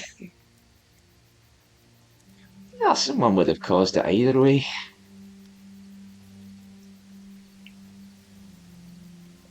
Did you really cause the century? I did not say that out loud. I did not say that out loud. I've not said anything about that. I'm like, can you hear my thoughts, Captain? Can anyone hear my just fucking Flynn? Can you hear my thoughts right now? No. Okay. It's terrible. Okay, can't hear your thoughts.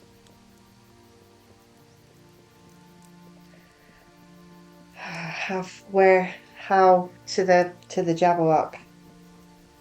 Give me just point in a direction, just guide me. I need to hit something. I'm losing myself here and I need to not. Yeah, it's still early yet. You'll see when the time comes. When you're feeling lost, try and anchor yourself. Oh no. You don't get to say that bullshit to me right now, Captain, because you have no fucking idea what I just saw. And what did you just see? You wouldn't believe me if I told you. I'm looking around, it's like, maybe I will. No. I would have seen No. anything like this before, so. I know.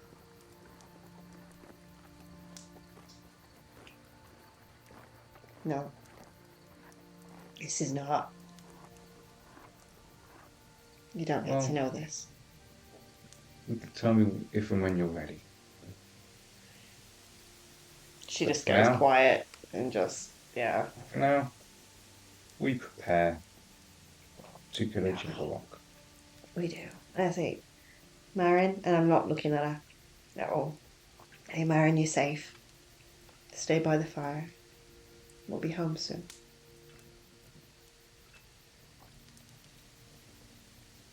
Yeah, Sparrow's not going to say anything anymore for the rest of the time. Like, if they'll leave her alone to do it, she will literally just sit and stare into the fire for a while. When she realises there's no more entertainment to be had for the time being, Nefestra just disappears again. Fuck me. She's 23. She left home to be an adventure. Oh, you just kind of caused the entire fucking sundering. That's fine. It's just the fact that you said that you were like, oh, what have you just done? Have you just killed everyone? It's like, well.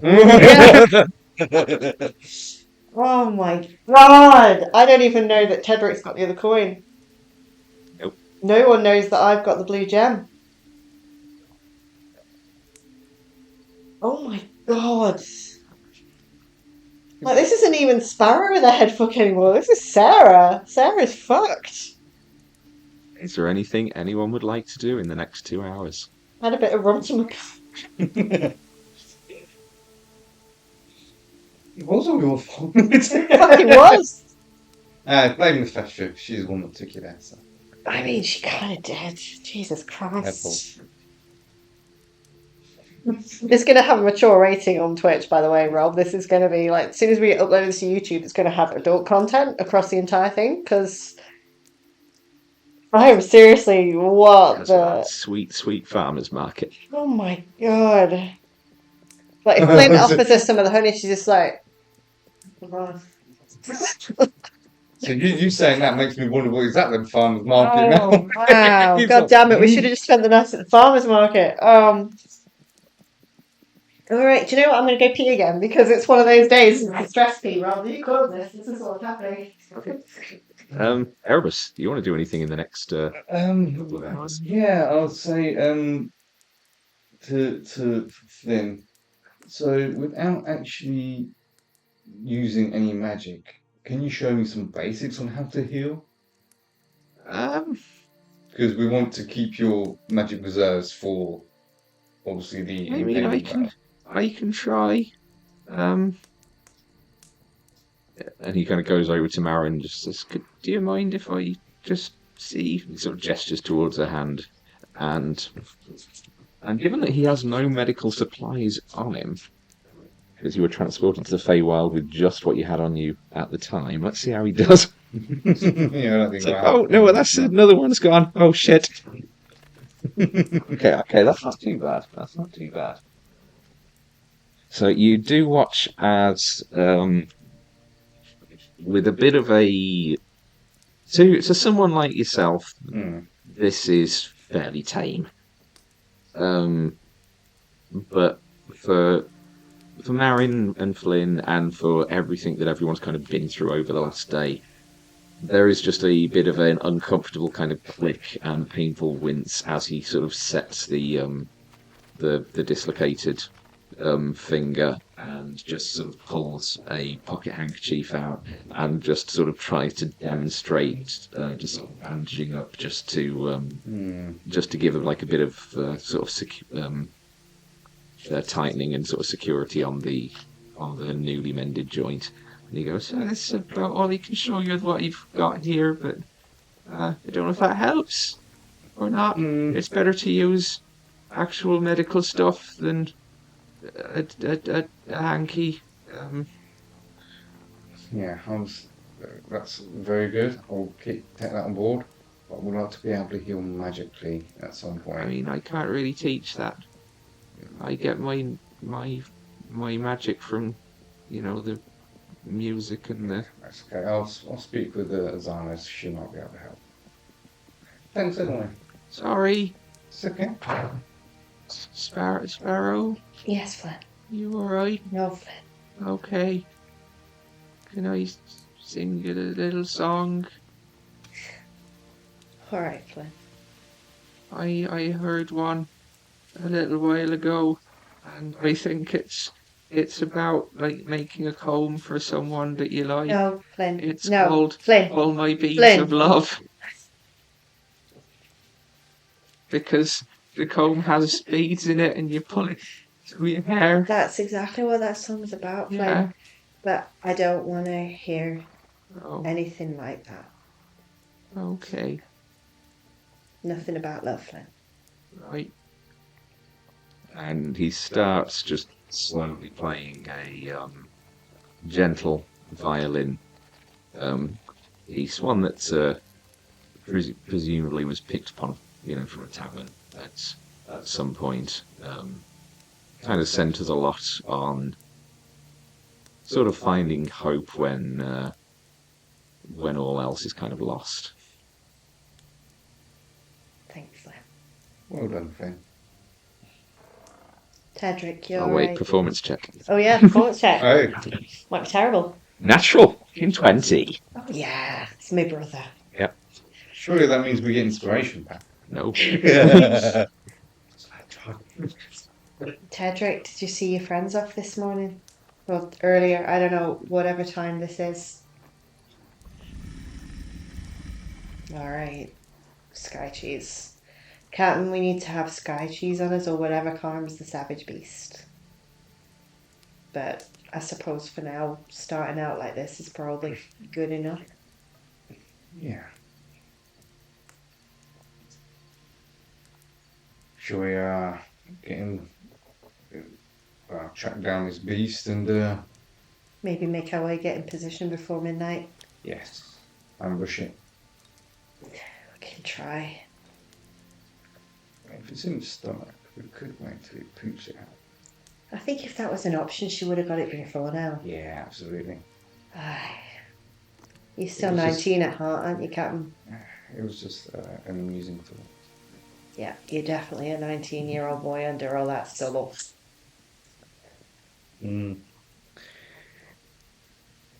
That's great. You said something yesterday, I suppose, when we were having the chat in your cabin. You said Well, when I threatened you, when I asked you if I should be taking my swords out of the room so I wouldn't take your fucking head off, you immediately thought I was worried for my life, that my uncle might, that I would even for a second think that my uncle might have sent you to kill me. Well, it was quite the opposite. Yeah, you keep saying that, but your first thought was that I might think that my uncle would kill me. Now, my question is that the man you know? No. Then that's the way you see family.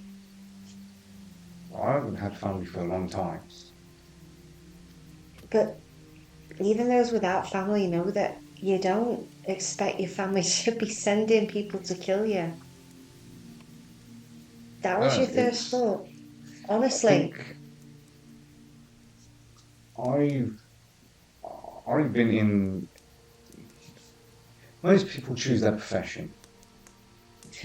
You say that, but sometimes. The profession chose me.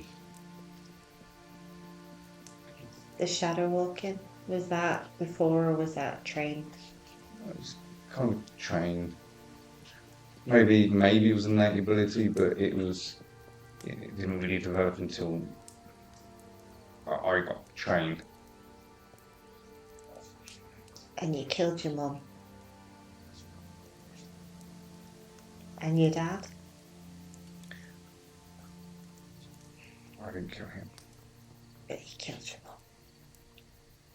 It was either her or both of us, and she basically kind of sacrificed herself in a way, or pleaded. The assassin that was sent to kill my parents was going to kill me as well. My mum pleaded to, for the assassin to spare me. And the assassin, she said, okay, but basically I had to kill my mum, or she was going to do it anyway. So I killed my mum so that I could live. Do you know who sent the assassin to kill your parents and why? No. Like, that's kind of fucked up. It is fucked up, Flynn. Mm-hmm. But it's not the most fucked up thing that's happened today, trust me. So I think you'd have to, do something pretty spectacular to top that. oh, you've no idea. I was 9 years old when it happened. That's young. Yeah. She slit my father's throat in front of me, and then basically manipulated me and forced me to kill my mother. No, you didn't.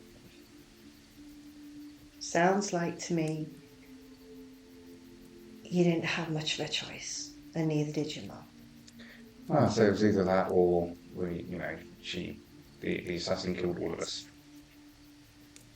I'm sorry. Yeah, and then I was taken and trained to be an assassin, and many years later was sent to kill your uncle. You never said the name of the people you worked for. No. If there's any way you can say it, this would be the place. You're not even in the same realm as them. I could tell you the name of the organisation. Tell me. Tell me who sent you to kill my uncle. Tell me. It was the Crimson Eclipse. All right, that's a start. If you want, I can. We could try and find out who sent. Oh, I intend to. Did my uncle never try to find out? Maybe he did. But you weren't privy to that. No, he spared my life. Maybe because, He saw a child in need, is probably what he saw. yeah, and I think because shortly before I joined, Emon died. What? I wasn't there. It was just shortly before I joined, but there was a storm and he died. I didn't know. So he probably, I'm guessing he saw enough death and had compassion for me, and He didn't tell me. yeah. He didn't tell me. I mean, that was over a year ago now. So He's been dead a year and I didn't know. I think maybe that's why he, in a way, sent me to kind of try and keep you alive, because he didn't want to lose any more people he cared about.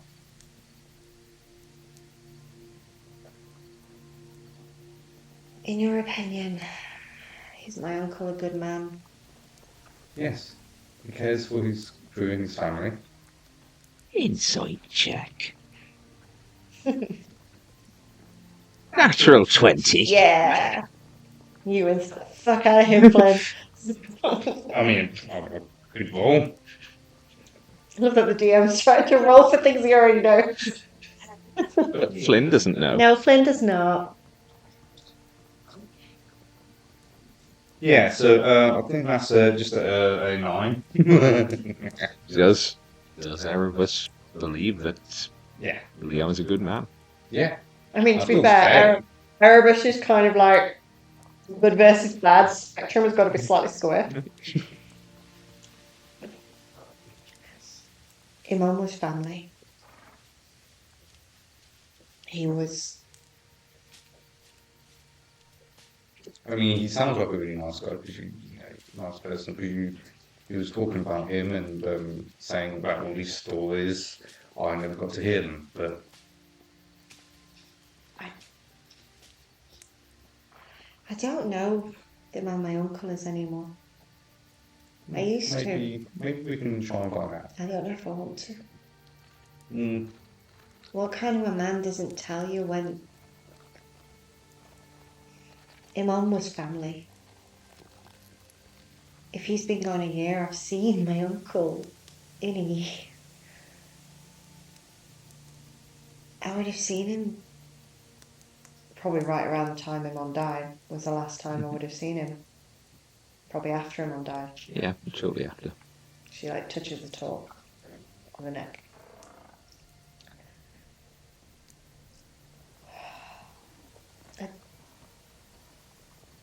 I keep finding out he's lying to me about so many things. I think there's the difference between lying and... There's not a difference. Not.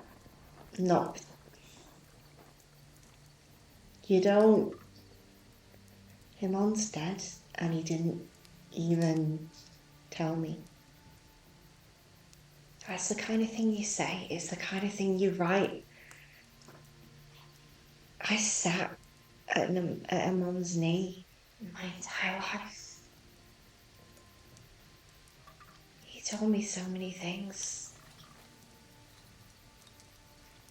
You don't just not tell someone that they're gone like that. I didn't even get a chance to.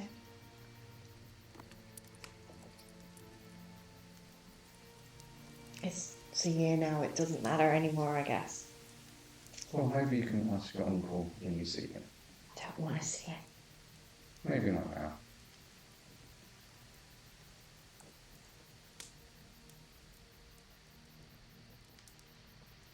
Aaron comes and doesn't say anything, but she puts your coat back over your shoulders and just comes and sits next to you. I don't look at her.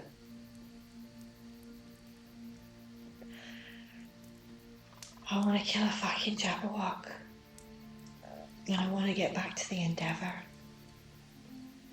And I want to forget.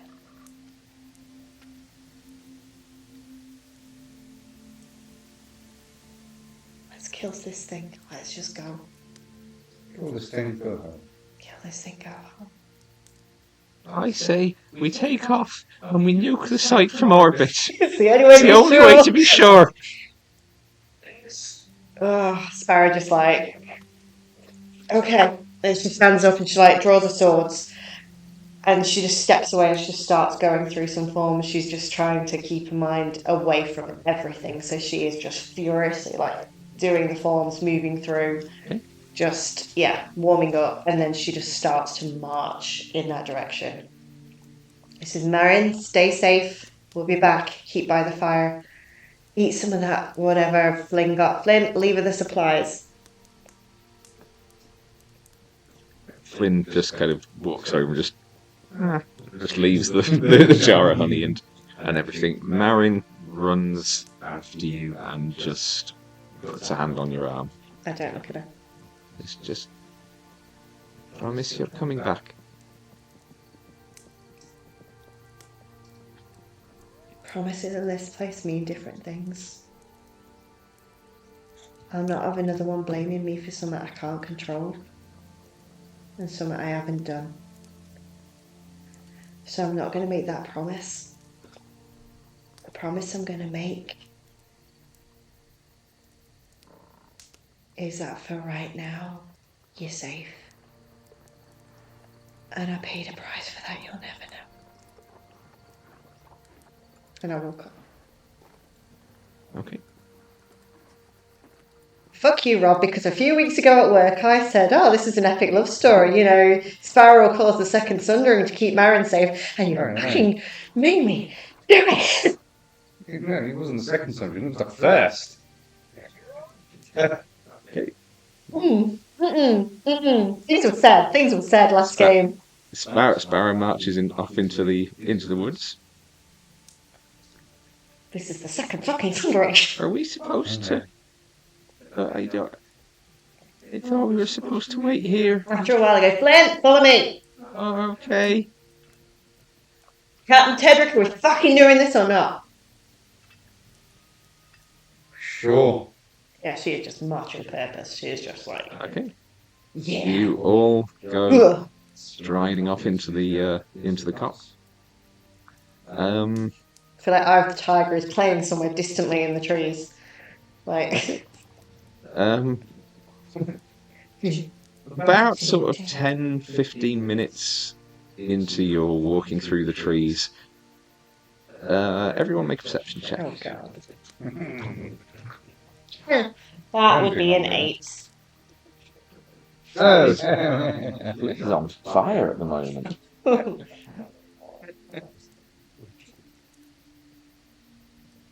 10 with a natural 1. A natural one is a natural one. Yeah, So. that's it, yeah. Flynn with a 21. That wasn't there before, was it? What wasn't? He points behind where you've just come from, and there is now a glowing blue light coming from the distance behind you. What sort of blue light?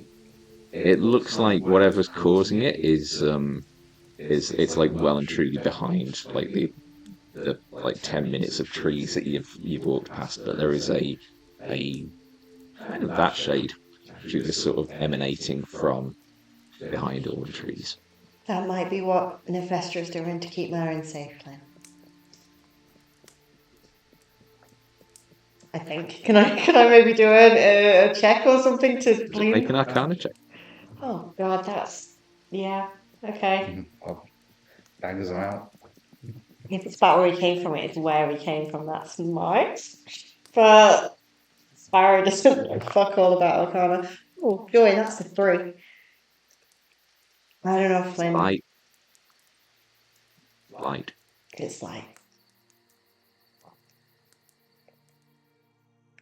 keep on? Or do you think maybe that's the layers, or I don't know, what she said before meant that we'd approach the Jabberwock at midnight?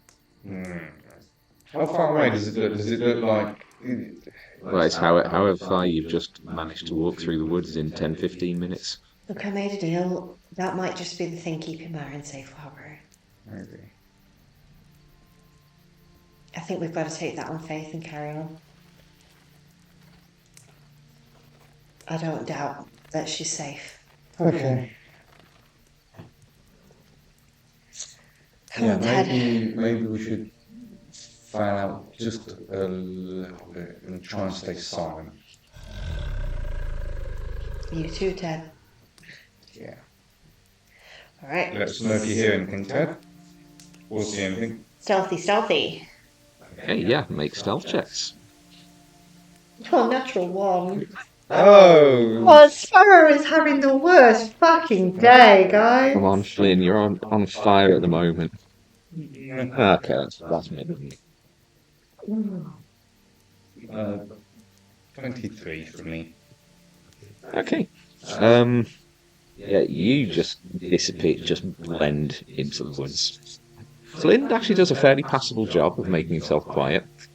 Sparrow with the foot stomping, not so much. Does someone want to roll for Tedric. Tedric? Okay.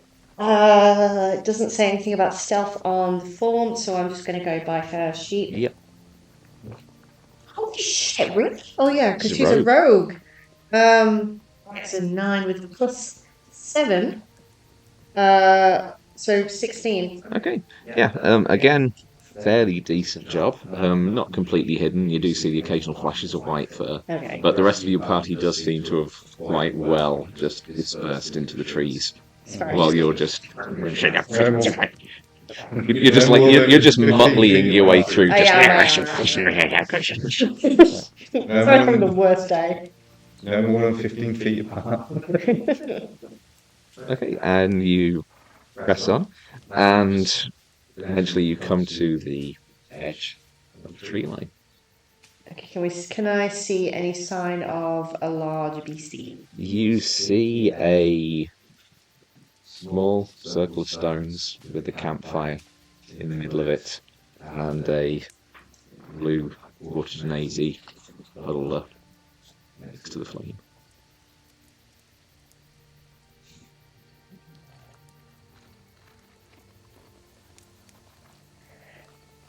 Not midnight yet then, I'm guessing.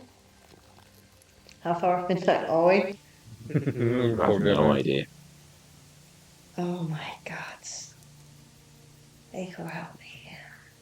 We would be able to work it out from the position of the moon. We don't know anything No. about the moon. No, I This was is the wondering first if time you've ever seen this sky. You Yeah. don't know what belongs where and when.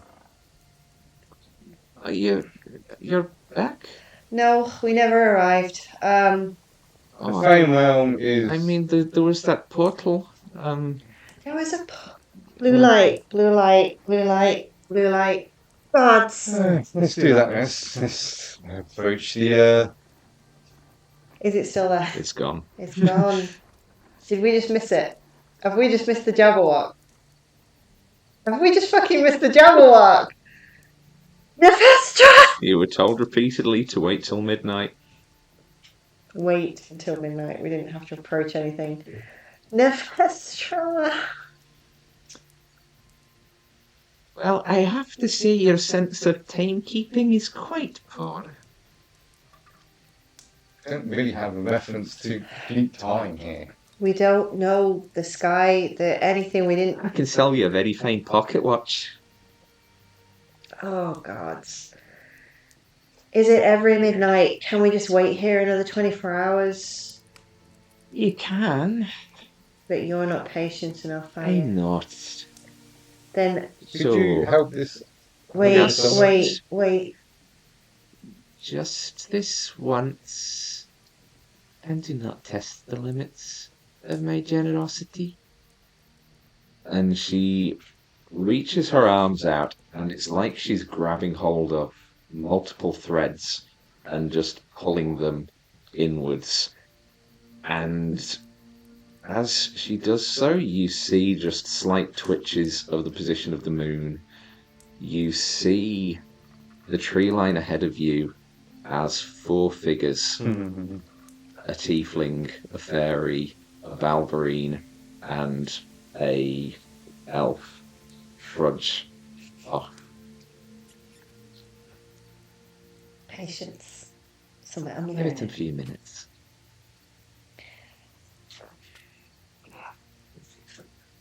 Let's go. I go straight through the balls. Yeah. Portal is not here yet. Oh, okay. She's gone. I thought that was the portal Yeah, arriving. me too. Sparrow is just like swords out, and she is just pacing, eyes around the clearing. She is just like a wild beast, just pacing. Aaron's just. Didn't you just go? We did. Time in the Fae realm. Strange. Okay. I just It's- want to do this. Still you. Yes. Yeah. I'm sorry. Yes, I'm sorry. I don't mean. Sparrow just keeps pacing. And after about 10 minutes or so, you just hear the creaking of trees and vines. As you look over the tree line, you see a number of the trees just starting to bend their way in. Green vines began to sort of wrap their way up around these branches as they form themselves up into the shape of an archway. And as they do so, this wall of almost like flame, but unlike a natural flame where there are variations in color from yellows to whites to oranges to deep reds, this is just one flat shade of dark blue, and swirling in the middle of it are just little pinpricks of silver light just spiraling around. As this portal appears, you just hear echoing in the air around you Nefestra's voice once more. And as in a fish thought he stood, the Jabberwock with eyes of flame came whiffling through the tulgey woods and burbled as it came.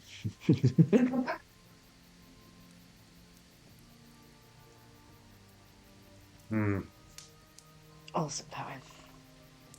Okay. Captain, Let's go. in we go. Step through. Yep. Step through. As you step through the portal, we're going to take a quick break. So, I think a few of us at the table could probably do with a few minutes step away. So we are just going to have a quick bathroom break, catch our breath, and we will be back in about 15 minutes or so for the Jabberwock lair. So stick around. Hope you've enjoyed the first half of the episode so far, and hope you enjoy what's to come. See you soon.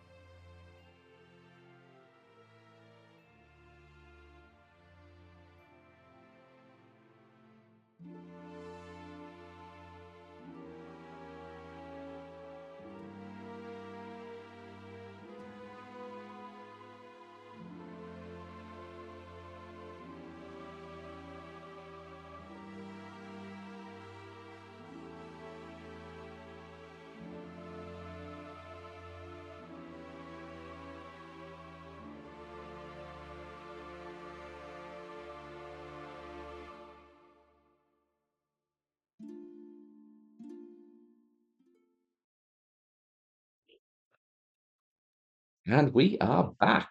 Ha ha ha. Okay, so just before we left off, um, quite a heavy first half of the game. That's how we like it. Tra-la-la-la.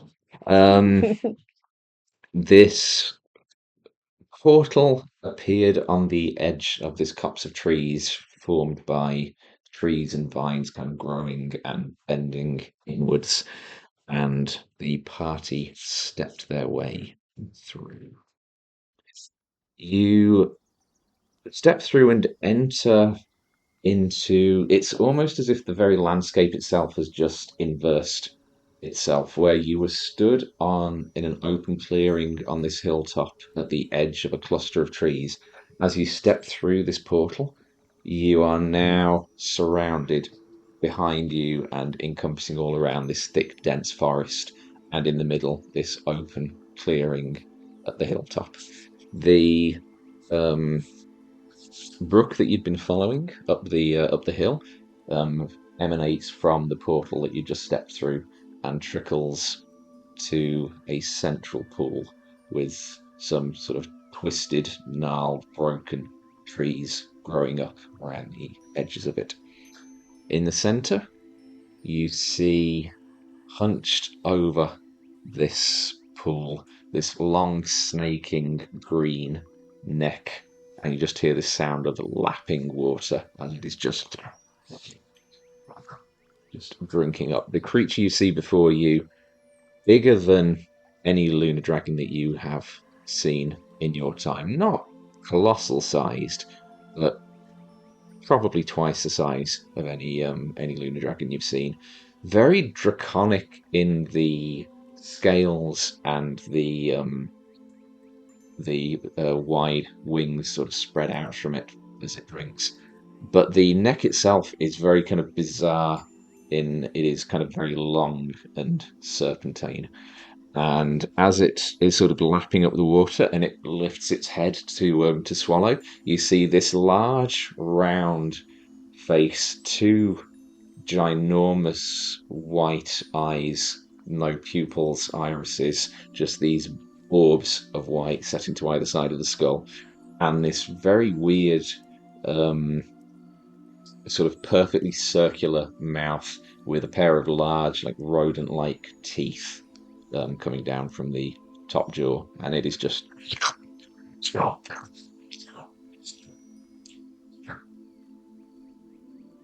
What do you do?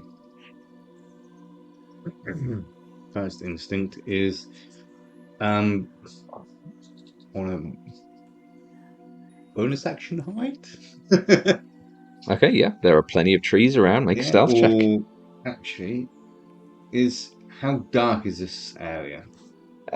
It's there's a little bit of light from that same silver moon, light suspended in the suspended in the sky. Just so before that, would I actually, instead of using bonus action hide, would there be any like shadow near the trees so that I could go into shadow step behind it? Or is it too open? Or a perception check. Okay, I'm good at that. So, oh, 23. Yeah, I'd say that you can spot a good place on the other side of the clearing. So can I stealthily, like action stealth or whatever, and then bonus action shadow step behind it? So you into the trees. Yeah, so I'll do that.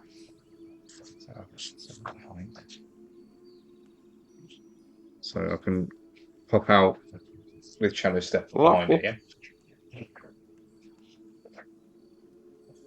Yeah. Okay, I would like to. The range of this spell is 60 feet. I'm assuming the Jabberwock is immediately in there. I would like to immediately cast Wither and Bloom. Jabberwock needs to make a Constitution saving throw.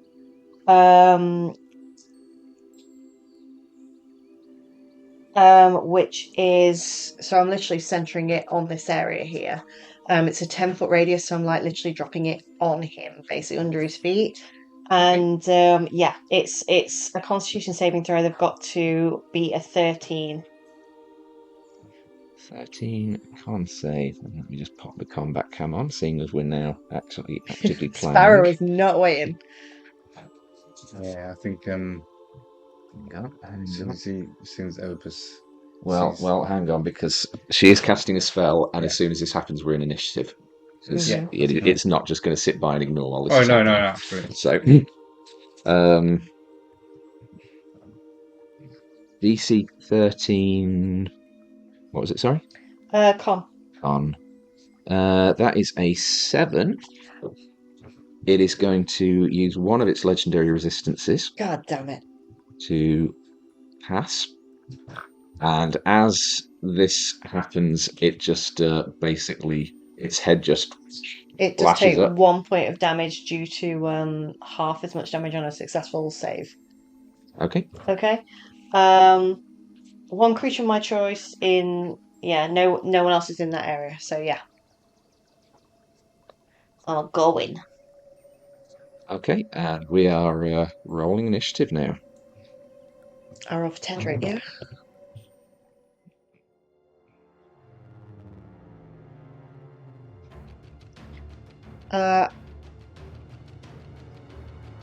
Whenever you're ready, Rob. Yep. 21 for Sparrow. And 18 for 18 for Tedric. Ted. Erebus. 18. Flynn gets 8 plus 3, so that's an 11 for Flynn. And the Jabberwock gets 14. I should have struck first. You could have. I waited to see what you were going to say you would do before I went, and you Yeah, just I said you was- hid, so I was like, gone. Okay, so we begin with Sparrow. What are you doing? I have. Oh. Uh, Hang on. Sorry, folks at home. There we go. oh, that's yeah. No. So I would like to cast Flame Blade on one of my swords. Okay. That is a bonus action, and I would like to do my dual attacks, if I may, please. So where are you at the moment? I am here, so yeah, I want to use my movement. So what? 13. So you are not quite going to get in range I'm gonna to get attack to unless you there, though. dash. Yeah, but I've used up my action. My bonus action, haven't I? Dash is an action. Dash It's is only an bonus action if you're a So rogue. either way, I'm just Yeah. going to get to it, but I'm not going to be able to attack. So Okay. yeah, I cast Flame Blade, so I literally hold up my sword, run my hand across it. So I do always forget to actually take pictures of the battle map. Oh yeah, And do honestly, the angle I'm sitting at right now, this is the most incredible fucking picture I have ever seen. Yeah. It is so cool. Sorry, everyone at home, but this is important to me. Holy shit. Yeah. So yeah, Sparrow just runs her hand across the blade, and instead of like cutting herself, it's just like fire across the blade. And she's got both blades ready. Okay, that's my go. Tedric and Erebus, you both got an 18. Who's got the highest dex? I think it might actually be Tedric. I know Ted's got a 19 really high. dexterity with +4. Oh yeah, mine's 18 base. Yeah, so it'll be Tedric then Erebus. I'm just seeing what the movement is for a. It's no longer surprised. It's whatever her normal. Her normal his movement is. Normal speed is. So let's just get them actually onto squares. So Okay, it's normal as 30 feet, so Tedric's going to get pretty much up close to Sparrow, so similar. Yeah. I guess that's similar place, isn't it? So, and they can't get up close and do an attack, can they? Bonus action. Yes. Yeah, Yeah, but can they do an attack if they dash? Tedric can do a bonus action dash because Ted's a rogue, and then that still leaves his action free to attack. Yeah, sorry, I'm juggling both. So yeah, bonus action dash, and then I'm going to do multi-attack. Yeah. So that's 2, bite and claw. So the first one is a bite attack. Yeah. That is a +4 to hit. That is a 21 to hit. 21 does hit. 21 does hit. Okay, would you like me to roll damage for that now, or see if the second one hits first? Roll damage for that, and then do the next one. Okay, so that is 1d8 plus 2. The 6 confused me there, I don't know why. Right there. D8, D8, D8, D8, D8, D8, D8. So that is 9 damage of piercing damage. Okay. Claw attack is 15, that's a 19 to hit. 19 hits. 19 hits, brilliant. I just remembered what that means now. It's alright, it's been a while since I've done something like this.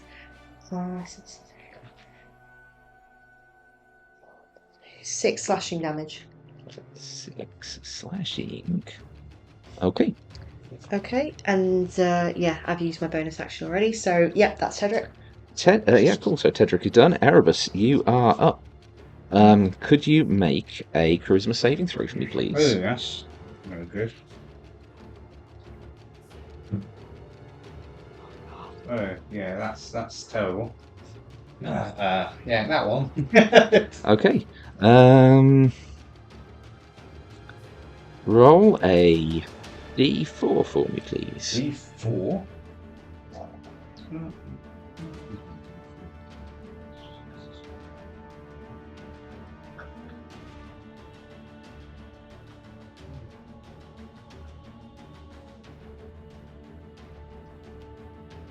4. Okay.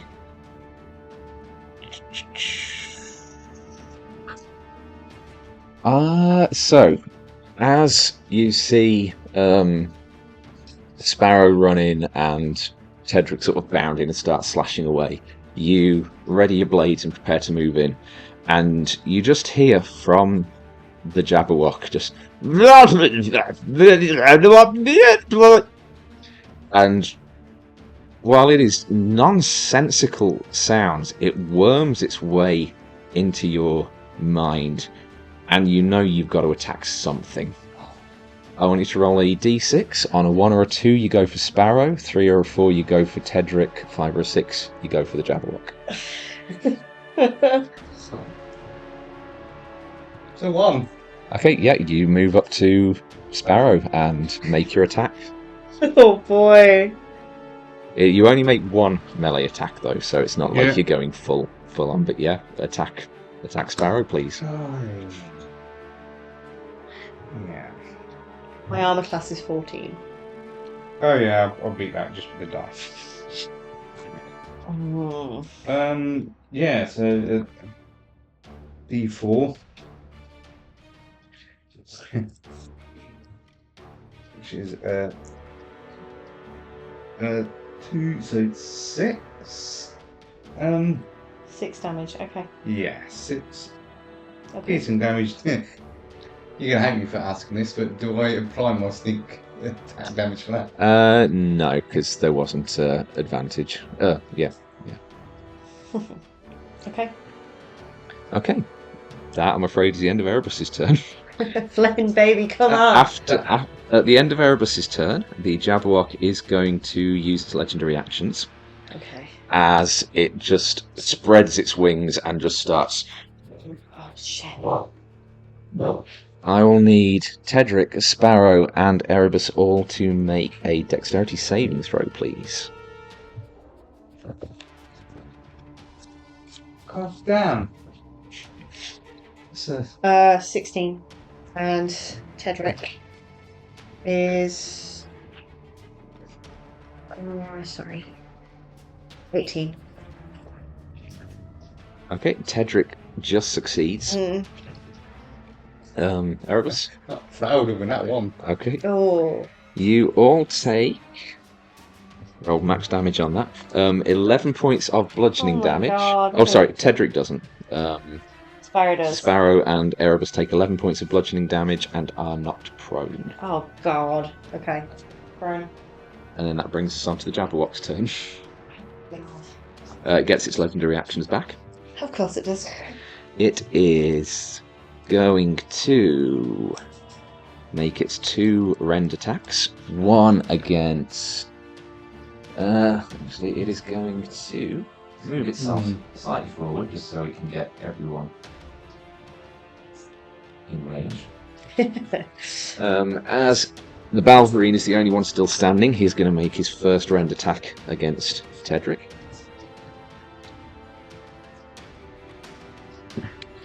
That is a 19 to hit. That hits. And oh, I don't have my right dice out.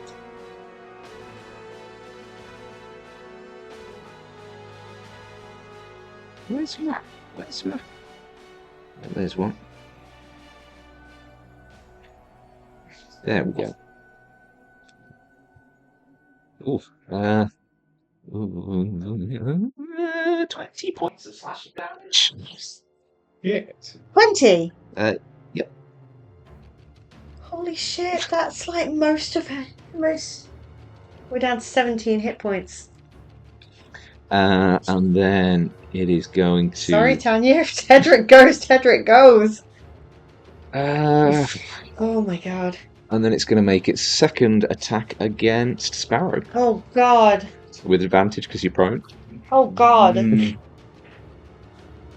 Oh fuck. I like this Crit. character, Rob. That was a natural 20. No! I don't have 20. I have 20 hit points. That's it. 11. And Sparrow is unconscious. No! Oh my god. How much was that total? I stopped after the 20. I think it came to about 30, low 30s. Said? Oh wow. That ends the Jabberwock's turn. Oh my god.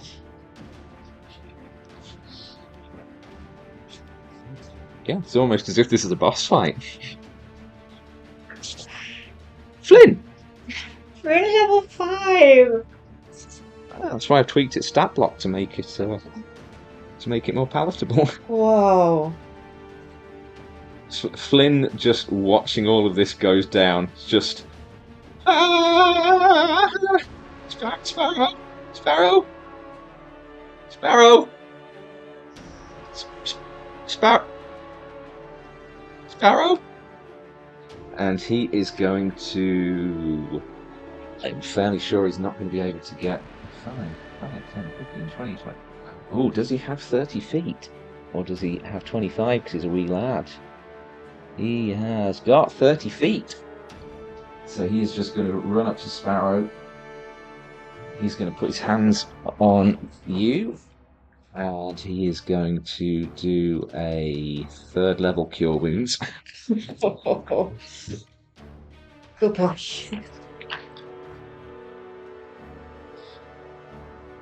And he's he just puts his hands on you, and he starts kind of humming this song that almost, it's a song from his childhood, and as he hums it, it's almost like the trees around just resonate and echo with the song.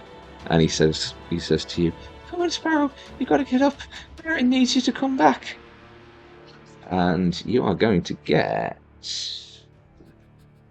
That rolled really, really well. 6, 12, 22 points of healing. That's 3d8, you rolled two 6s and an 8. That's more And than then I plus had 2. before the bloody thing hit me.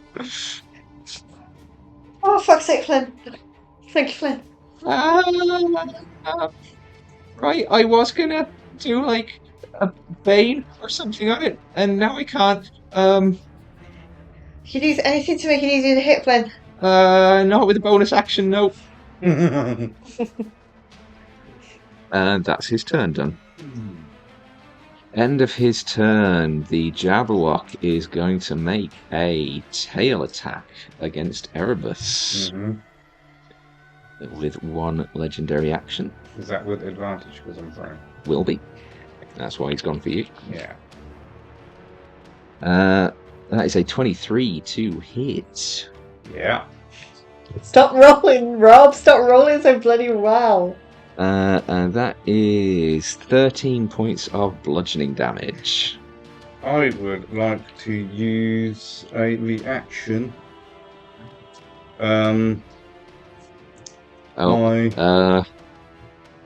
a result of failing the confusing burble, creature cannot take reactions till the start of its next turn. Okay.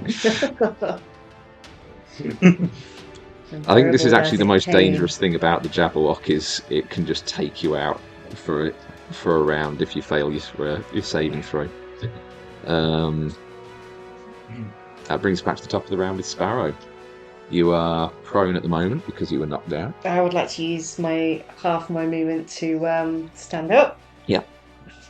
And we are hitting the fucking thing. We are going in. I have my flame blade in one hand and I have my sword on my other, and I am going to hit with the flame blade first. Remember when we played Daggerheart and combat just didn't matter? Oh, until the one time it did, and then Sparrow got a big fucking scar across her chest. Right. Flame blade first. Yeah. That is an 18 to hit. 18 just hits. 18 just hits. Okay. So this is flame damage.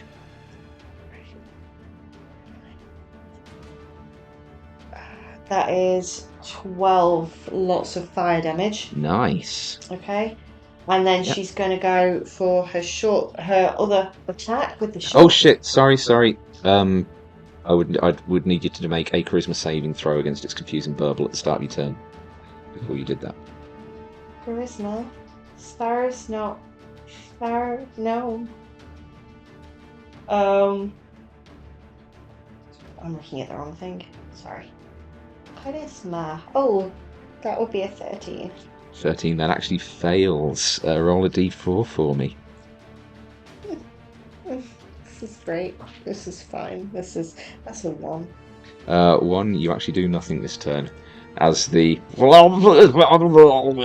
you just stand there in kind of this hypnotic sway. Oh, so I didn't even do the first lot of damage. Nope. God damn it. What I was going to allow on a 4 on the d4, you make a melee attack against a random creature, and because you'd already rolled for it, I was going to say that can be the attack, and you make it against the Jabberwock. But because you failed this, because you got the 1, then yep. That was a good roll too. That's Sparrow. Sorry. All right. That's Sparrow's turn. Yeah, Tedric up. Tedric is going to go multi-attack again. Mm-hmm. First attack, sorry, I should have said, bite attack is, maths, sorry, my brain, 17 to hit. 17 just misses. Alright. However, again, I've got to remember charisma saving throw before. That is a, 20. 20 passes, so okay. Carry on. Yep, so claw attack. Yep. That's 19 on the dice to hit. That does hit. Yeah, because it would be a 23 to hit in general. So that is going to be 2d4 plus 2. 5. Okay, 5 points is still 5 points. Yes, so Tedric sort of lashes out with his jaws, and the Jabberwock just sort of whips its neck back before he can make contact, but then the claw kind of comes in from the other side and just sort of rakes it across the throat, and it is bleeding. All right, so Tedric is going to use a bonus action to hide. Mind you, no, bonus action to disengage first. Okay. So just going to go about here. Out into the trees. Just out into the trees. Okay. So that brings us to Erebus. Charisma saving throw, please. Oh yeah, 13. 13 fails. Roll a d4. We're not charismatic. No. Tedric! Flynn? Oh, Literally a yeah, bard. Flynn. Good. Flynn will survive. It's That's a fine. 1. One, you just stand there, just like Sparrow, just hypnotized by this burbling sound emanating from the creature. I'm going to start to hate this poem. That's the plan. Jabberwock is going to. Ooh. I know a joke about a Spanish character, but The Jabberwock is going to move itself slightly to there. Why? And as you watch, kind of hypnotized by the burbling in the eyes start to look a bit brighter. The white is almost starting to glow, and it changes to a fiery orange, and Oh, mother. it just fires this line of flame just straight across Sparrow and Flynn. Of course it does. I will need a dex saving throw from both of you, please. I believe disadvantage because you're prone. Oh, boring. That is cocked for Flynn. Oh, sweet. What is a 10 for Sparrow? That fails. Yeah, I figured it would. Flynn does pass with a dirty 20. Thank God. he's going to be the only survivor. He is. Sparrow, be happy with He's that. an Orwick. Mm. 8, 13. So that's 17 points of fire damage to Sparrow. I am so close again. 8 points of fire damage to Flynn. He takes half of that because of his successful save. Alright. Sparrow is down to 5 hit points. Again. That ends his turn. And we are on to Flinny boy.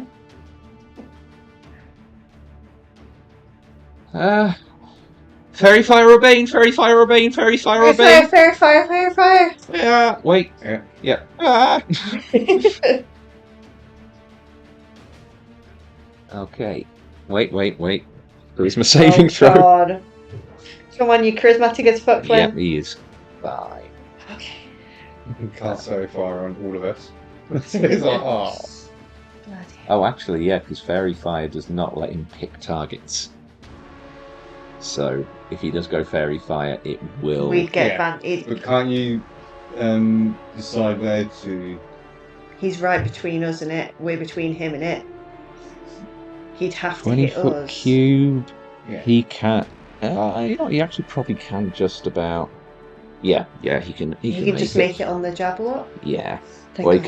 can make it behind the Jabberwock, so it overlaps the Jabberwock and nothing else.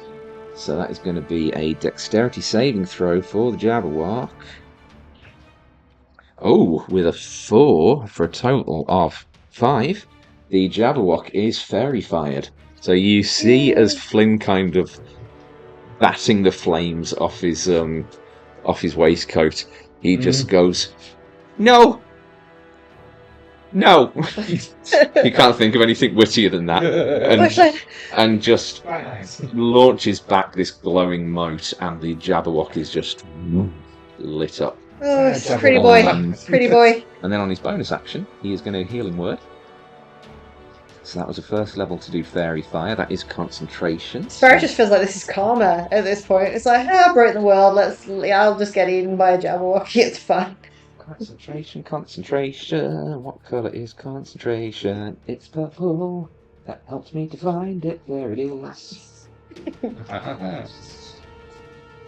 Oh yeah, you're not unconscious either, so you can take your unconscious marker off. Yeah. And then he's going to do. Oh god, does he use his other third level I'll just spell keep already? hold of that unconscious because I Yeah. feel like. I'm going to do a second level. Okay. Keeping his sister alive is what he's doing. Yeah, I don't know what rules were you doing. So you can only cast one. 8. No, you can cast, because Healing Word's a bonus action. That's why I'm doing Healing Word and not. Did you say 8? Sorry. Yeah. That's why I'm doing Healing Word and not another Cure Wounds. I thought. Fairy Fire is an action, Cure Wounds is a bonus action. Mm. And Cure Wounds is only first level, so he's okay to cast Fairy Fire at potentially up to. Fairy Fire's first level, so he's okay to cast Healing Word potentially up to level 3. Okay, But that so would be his doing it other as, third level spell slotting. Okay, Okay, cool. so you're doing anything above first level, then you Don't cast. question the healing Yeah. magic. No, I'm just asking. We did establish this at the start of the campaign. Yeah, we did. Oh well, when when we changed over to 5th edition rather. It was a long time ago. I can't remember. That is.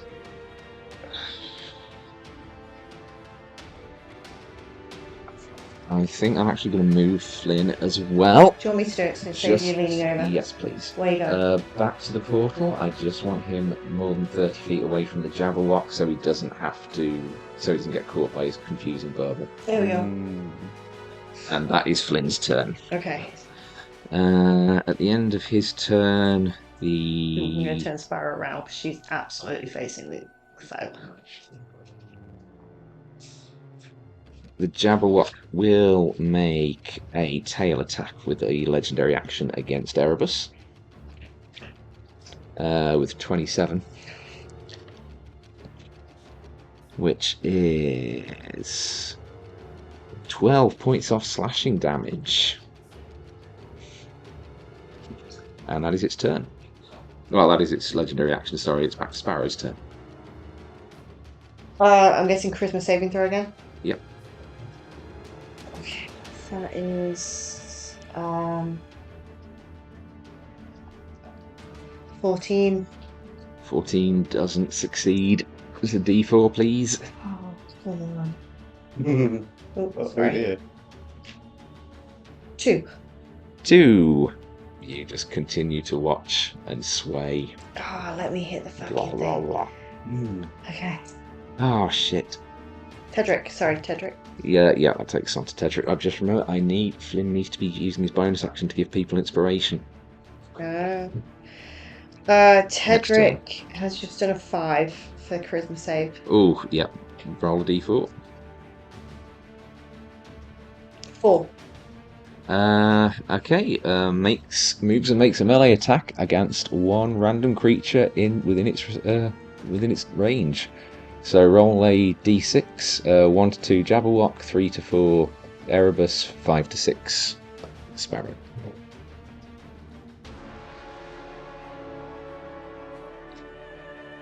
Five. Okay, move Tedric over to Sparrow and God. make an attack. Damn it. Alright, I'm gonna go for multi-attack because they were. It's one melee attack. Oh, one melee attack. Yeah. That's a shame. Right.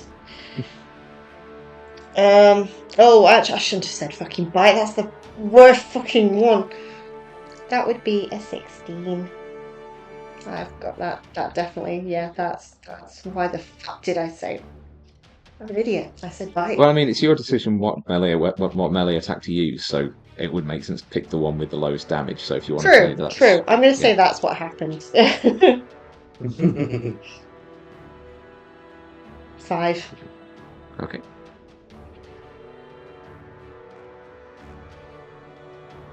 Okay, 5 damage. What the? Down boy! Ow! How are you looking?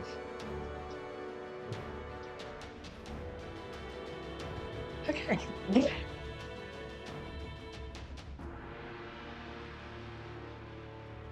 Okay. Erebus. Yeah. Oh, 17. 17 passes. What would you like to do with your turn? Kill it.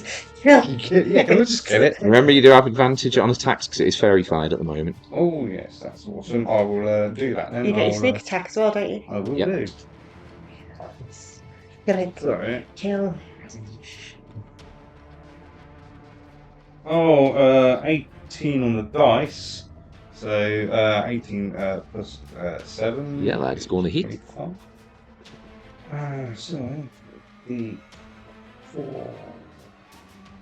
plus his sneak attack.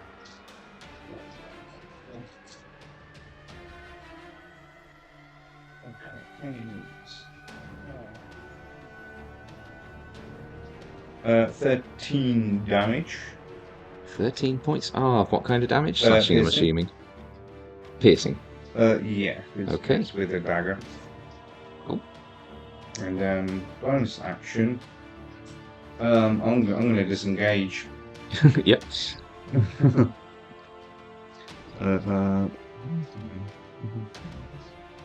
So can I get? Yeah, I'll go over to here.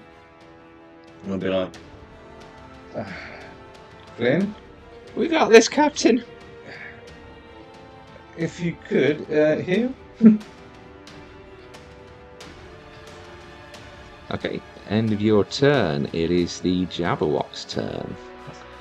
It is going to shufty itself slightly over so that it can get Tedric and Sparrow. And it is going to hit Tedric. A 13 to hit, which I don't think it's going to hit. No. Okay, so it slashes out with its one of its claws, and Tedric just nimbly dodges out the way. The Jabberwock goes for a second attack on him. 22. Oh, that hits. Tedric only has 17 hit points. That is 22 points of slashing. Tedric is unconscious. Okay. At least you've got a template there, a token for it there. I do. Yay! Tedric is unconscious. Sorry, Tanya. I love you, Tanya.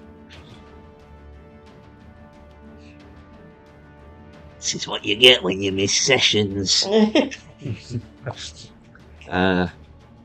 the Jabberwock's turn, which brings us on to Flynn. Is he still more than 30 feet away, or has the Jabberwock moved 5, 10, 15, 20, 25? He is just in 30 feet Come now, so he on, has to make a Flynn. charisma save.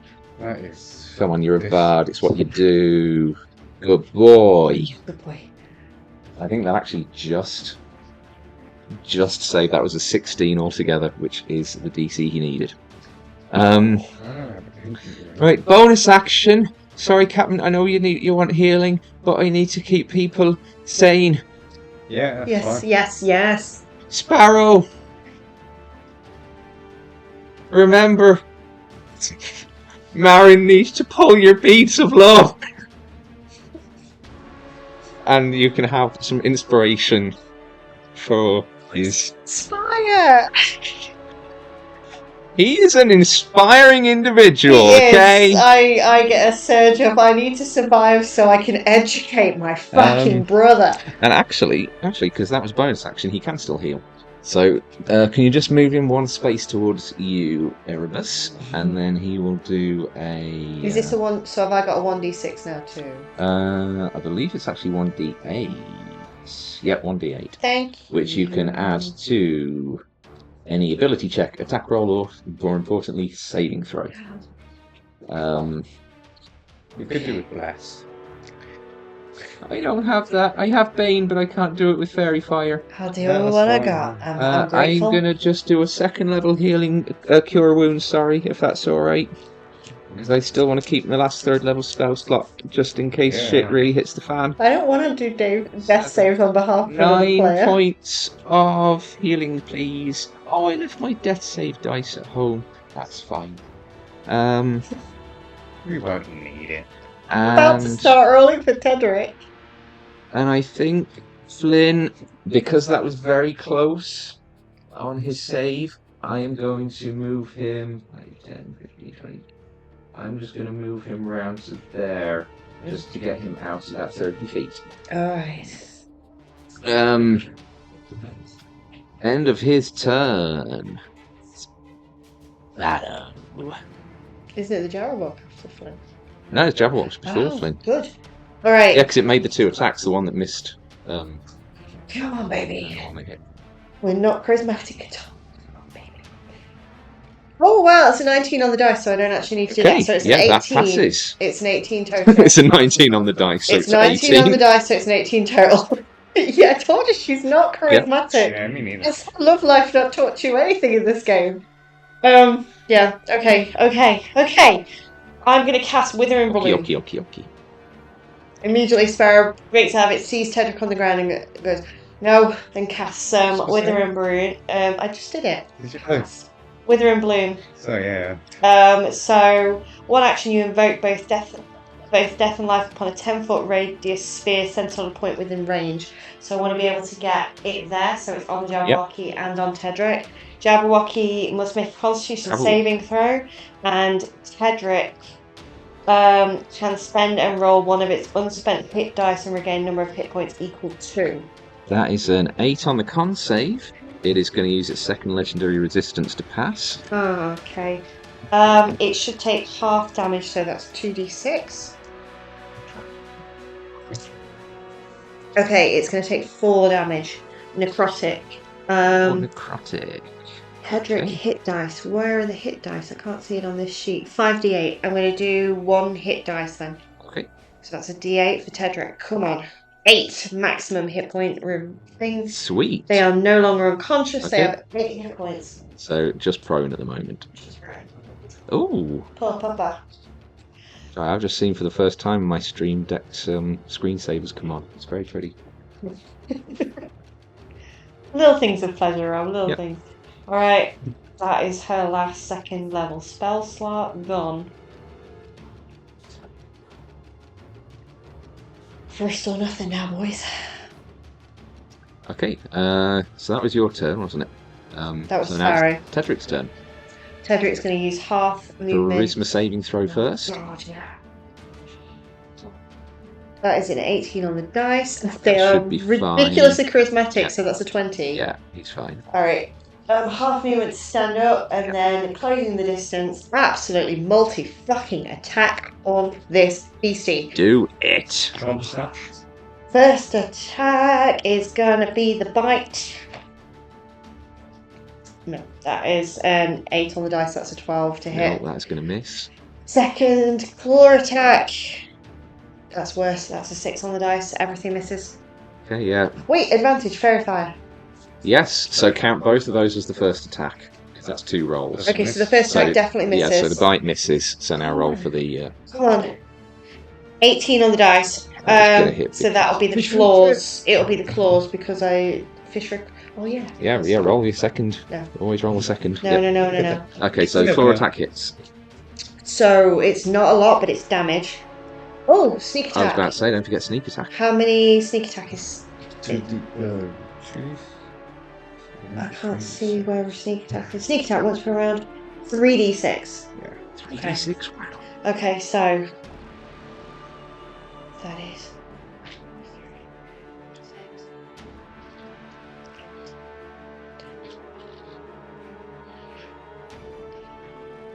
Oh, damn it. That is 17 damage total. Nice.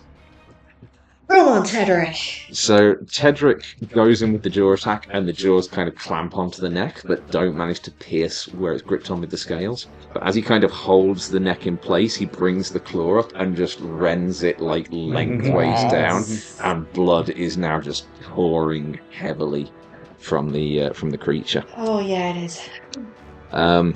In response, its legendary action, it is going to make a rend attack back against Tedric. Okay. Can Tedric bonus action disengage? Yeah. I used half movement. Yes.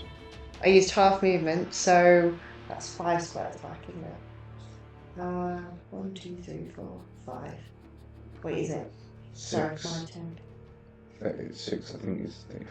Well, that would be 30 feet, and unless he's got 60 feet of movement, sorry, then... no, 30 feet, so it's about there, Yeah. so it's not Yeah, 'cause, immediately away. Okay. Okay. That does, in fact, in that case, mean that the 19 on the rend, or the 29 on the rend attack hits Sparrow, because that's the only target he's got left. Okay. He is bleeding. He is angry. He is desperate. He is lashing Gonna out. kill me. That was actually not a particularly good damage roll. I did have a lot of It's, hit points. 12 points of slashing damage. Yeah, I'm down. Okay. Sparrow is unconscious again. That was 2 of his legendary actions to do his rend attack, and that takes us on to Erebus. Are you within 30 feet? Mm-hmm. Yes, you are. Charisma save, please. Don't forget you've got Bardic. Ooh. Do you have Bardic Inspiration, or did you just give it to Sparrow? No, I think you just gave it to Sparrow, didn't he? So 19 on dice. Well, 19. Yeah, he only gave it to me, yeah. What's your modifier? 0 for charisma. Okay, so yeah, you pass. Yeah, so I'm gonna okay, 20 feet to get to it, is it? So it's 5, 10, 15, 20. Yeah, let's do this. Poor Flynn, he's just getting Sparrow up constantly. Yeah, well, Flynn, do your thing, and I'm just gonna take a I'm trying! with advantage with the fairy fire. Yeah. So 19 on the dice. Yeah, it's gonna hit. I had the fucking thing. It's a d4 plus 2d6. So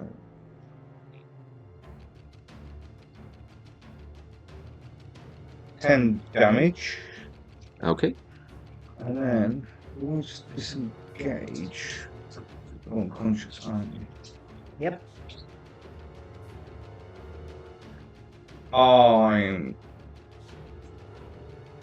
Yeah, let's do an offhand attack, just because. Yeah, go for it. 16 plus 7. Yeah, that's gonna hit. Did you roll with advantage again? Yep. Yeah, 16 and a 14. Thank God for fairy fire. Yeah. I have Unfortunately, I don't get sneak attack now.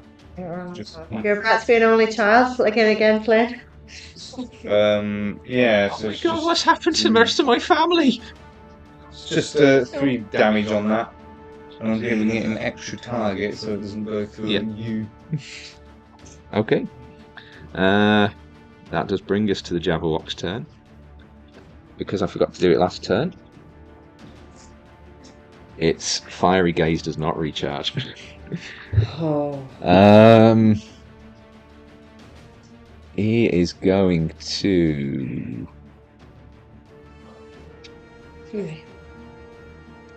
Damn it, he can't. Actually, no, he can. It's just going to be a bit of a roundabout thing. Without. He's just basically gone that way around so that he doesn't. I mean, technically, he could have just flown, but I forget that he can do that. And the dragon flies, that's crazy talk. And he is going to make a rend attack against Erebus and a rend attack against Tedric. Tedric has 8 hit points. So this one's against Tedric. That's a 27. And yeah, that is 12 points of slashing damage on Tedric. Tedric is unconscious again. And 25 against Erebus. Yeah, okay. For a total of 13 points slashing damage. My HP was 12. Oh! That is the Jabberwock's turn. That brings us on to Flynn, who is just Okay. like, oh, fuck me! Oh God! He is 35 guys. feet away, so he's fine. This could be a death spiral, guys. What?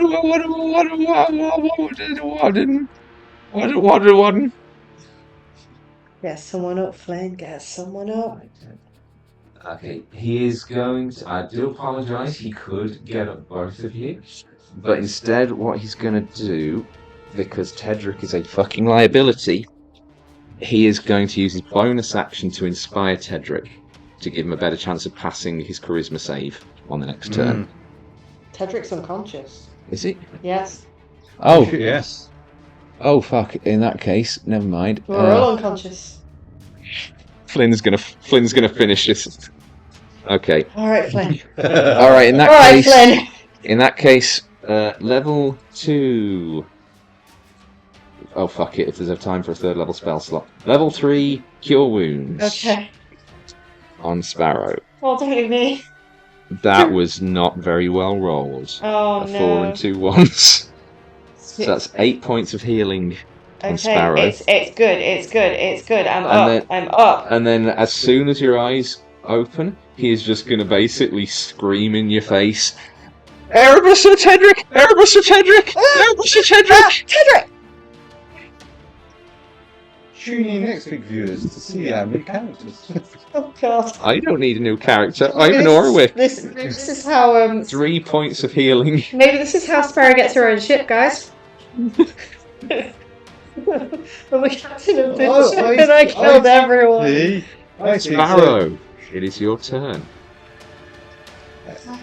Eldest guys, you inherit the Twilight Endeavour. I see. Great. Okay, that is that's an 11 on the dice, so a 10, but I do have my 8 Yeah. Bardic Inspiration. Come on, Flynn. But I'm gonna need like an 8 to succeed on this or something, aren't I? I need a 6 minimum. Yeah, 6 is what you need. It's a 1. Okay. It's an 11. Roll it. I don't suppose I'll give my inspiration to. 4. You can't really do it arbitrarily. You can Yeah. give your point of inspiration to someone else because of a good roleplay moment or something. You can't just decide that right now this person needs a reroll so they can have. It's a Yeah. 4. Okay, so you make a move and make a melee ranged attack against a creature you can see within range. I've got my D6. So if you could, well, there's 4 targets now. So if you could roll a D8, 1, 2, 3, 4, 5, 6, 7, 8. Wait, I missed that, sorry. Flynn is 1 and 2. 1, 2, 3, 4, 5, 6, 7, 8. Oh, God, 5 and 6. 5 and 6. On 3 and 4. 5 and 6. Don't let me kill my brother. Oh, 7, that's Erebus. 1 melee spell attack. Yeah, melee weapon attack. Oh, good. Okay. I mean, Erebus is unconscious, isn't He is unconscious. This is why I'm terrified. I'm so sorry. So it's attack with advantage. If it hits, that's 2 failed death saves. Mhm.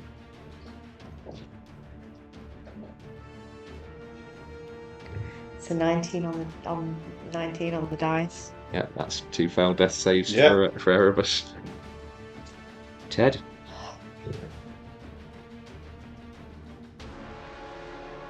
Yeah, I'm Tedric now, and Yeah. Tedric is awake. Get some safe. 17. 17 passes. Finish this fucker. Multi-attack, going for the throat.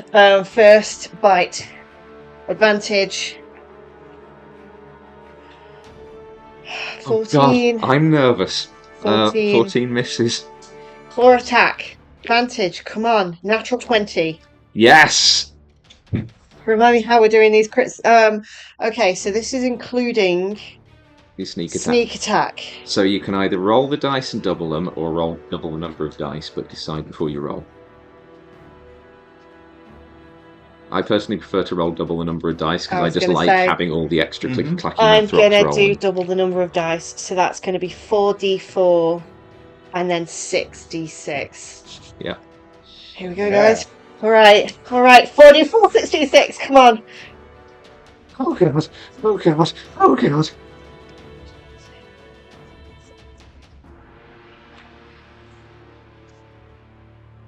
That's 12 just from the basic attack. Sneak attack now. Boy. Sneak attack, shush, I'm keeping numbers in my head.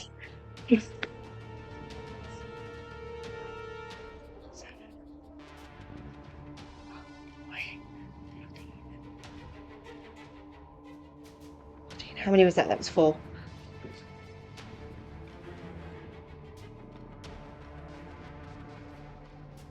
One more.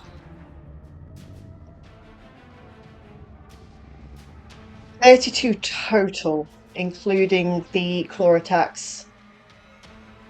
Okay. That's to the throat.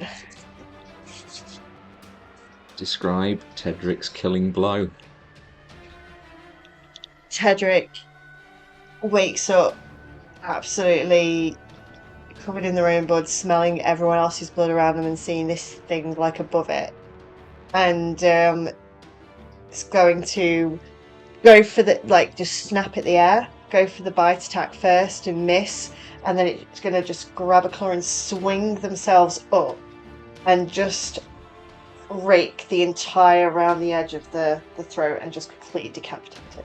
Sweet. Yeah. Okay, so as that happens and the claw sort of pulls itself free, there is one final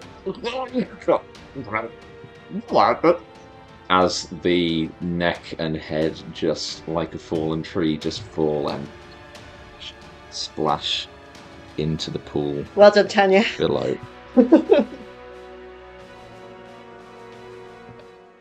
Oh my god. Unfortunately, I hate to do this, but it would be Erebus's turn next, so Erebus No. needs to make a death save before someone else can get to him. Natural 20. Yeah, Natural that would 20. be cool. What is it? What is it? What is it? We might have to make another deal with a texture. Oh, what is it? 4. Oh my god. What is Erebus's last thought that passes through his mind? We're okay. Okay. It's fine. It's fine. It's fine. He's probably just he probably just thinks about his parents and then sees himself maybe step into a void or just a deep shadow. Okay. Flynn goes running over to Erebus. Captain, sorry, I got you. And you see as he starts trying to cast a cure wounds, and nothing happens. Flynn, what are you doing? You need to get him up. Get him up. We got to. I'm trying. I'm doing the magic thing, and why isn't it working? Tedric is like ripping into the stomach of the Jabberwock looking for the pearl.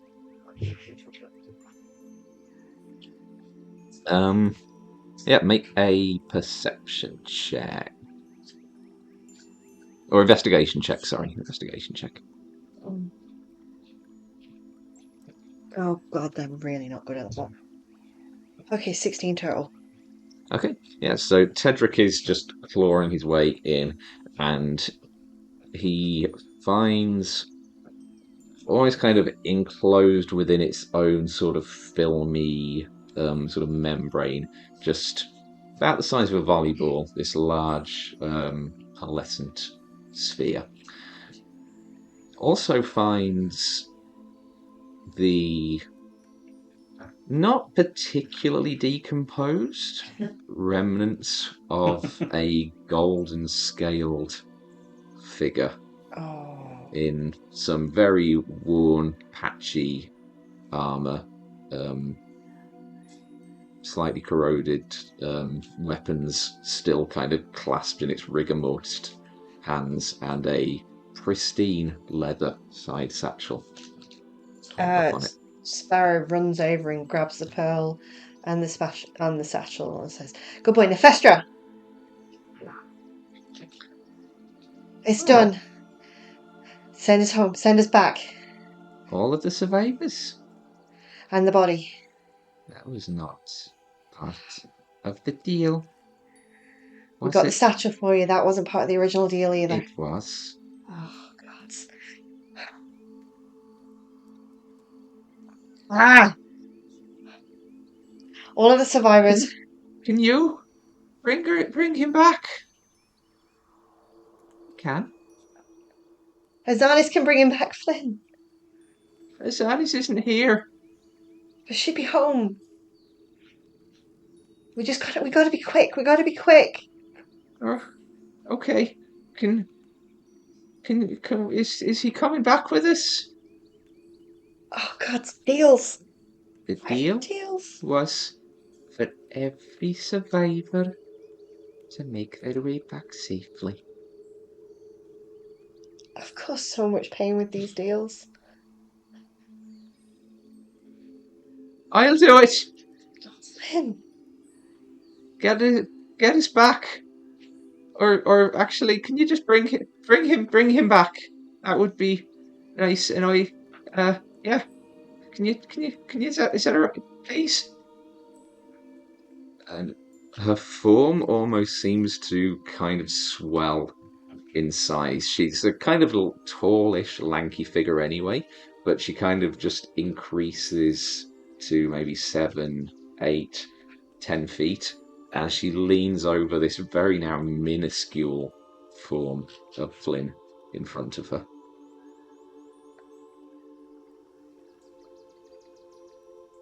And what would you offer me, Flynn.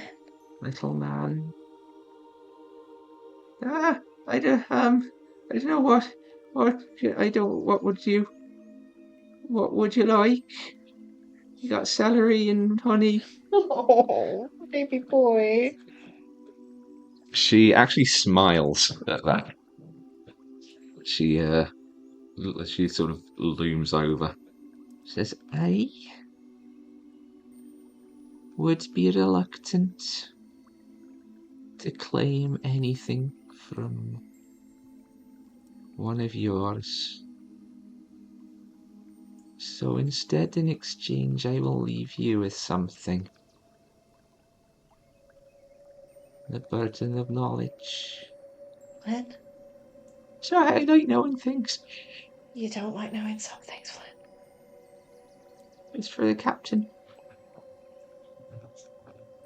Sparrow looks away. Deal! Yay, we get to make a deal.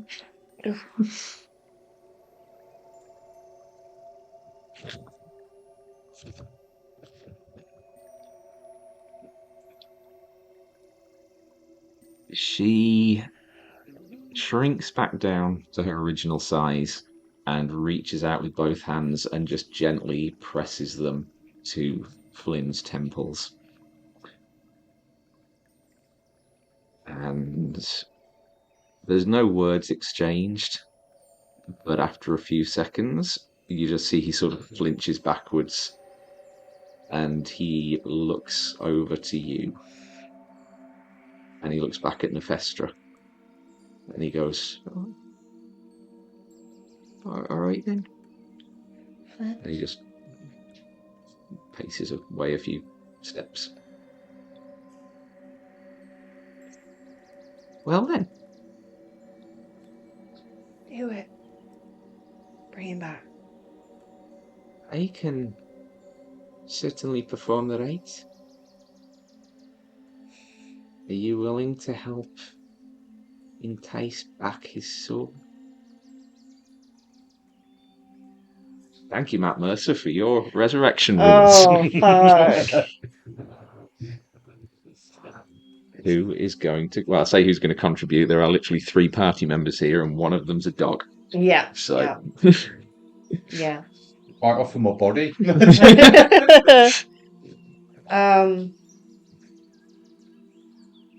I go over to Erebus.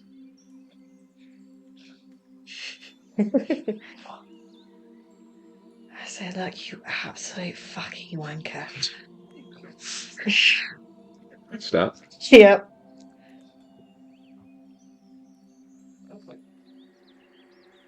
Whatever is in the past, let it go. Whatever reason you came to the Twilight Endeavour, whatever reason you went to that ship to kill my uncle, whatever it was, it doesn't matter anymore. I keep telling you, crew's a family. You have a crew now. You have a family. And it's up to you to step up to lead that family. But you've got to accept it.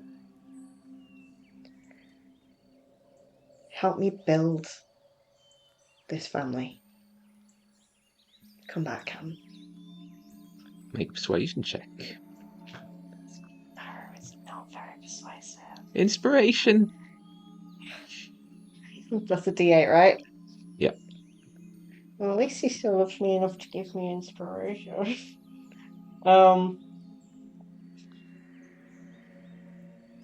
Sorry, persuasion, yeah? Yep. -1 to persuasion. Come on.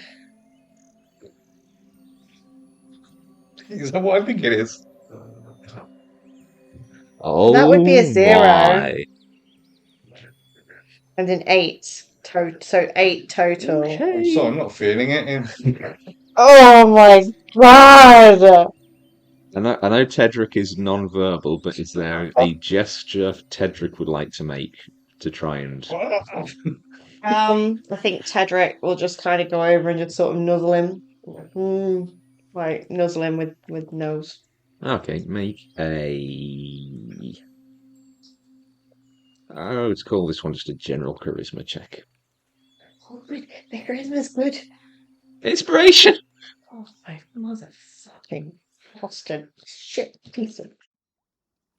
You have a dice shield over there, yeah? Oh my fucking... Oh, that's an 8 total. Again. Okay. Just not feeling it. Flynn, roll fucking high, Flynn! Flynn's going to come over, It's almost like you don't want me back. and he's Oh, just going to kind of sit next to the body, and he's just going to say, I'm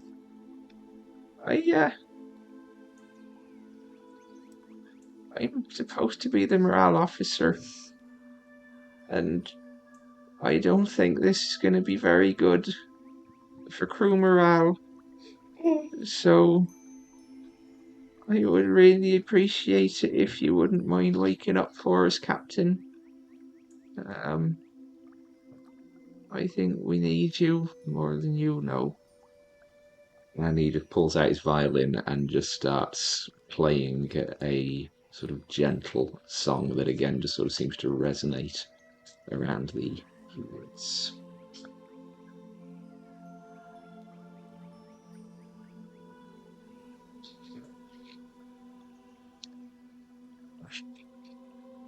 Well, that is a...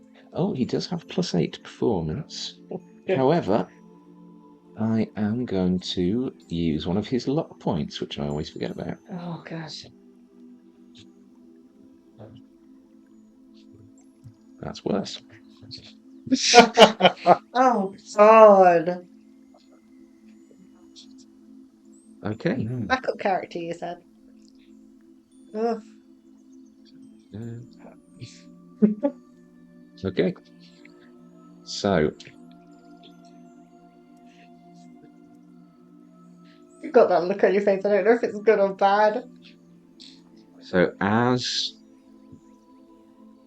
the mournful tones of Flynn's violin just play out through this now otherwise deathly silent clearing atop this hill, even Nephestra is sort of trying to keep the spell casting down to allow this music to spread. Nephestra completes the spell, and this kind of emerald green glow that you've come to associate with her spell casting is just kind of gently swirling around the body, and it eventually all just retracts back into her hands. Does Erebus's soul return?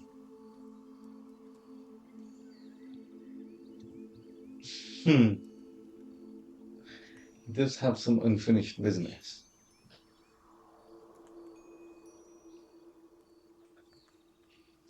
Kind of tempted to roll for it. No, don't you fucking dare. Sparrow already So, read you the riot yeah. act.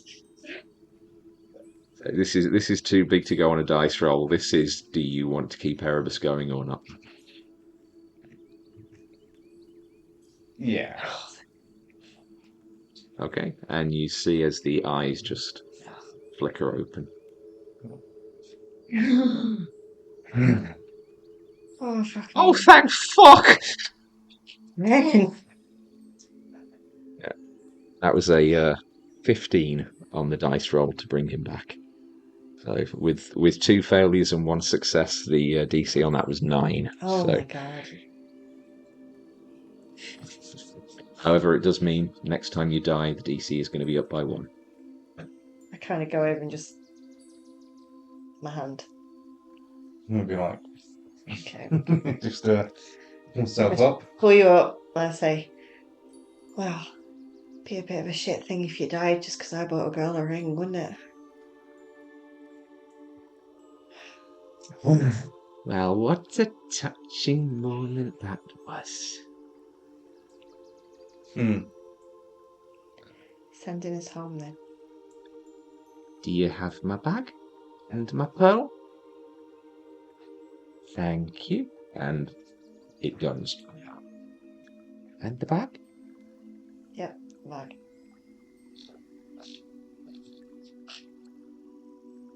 You know, it is wonderful to find some fine young people you can depend on. I'll look forward to calling in my second favour. And as for you, she steps forward to Tedric and just sort of ruffles his fur slightly. We have got wonderful things ahead, you and I. I'll be seeing you again.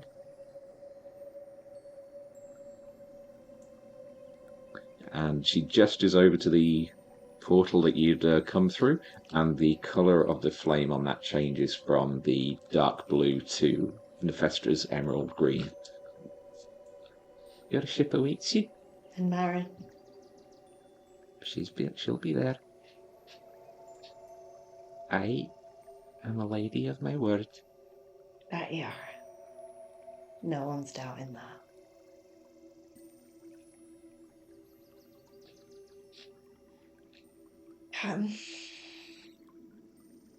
Should go home. Yes. Let's go home. Start to walk towards the portal. And Flynn, you got a hell of a thing to tell Lyra in the morning, haven't you? Yeah. Yeah, I do. Flynn? What she gave you, was it about me? No. Oh, good.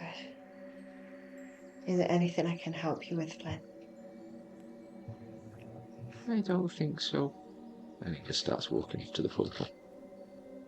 Come on, Ted. Let's go.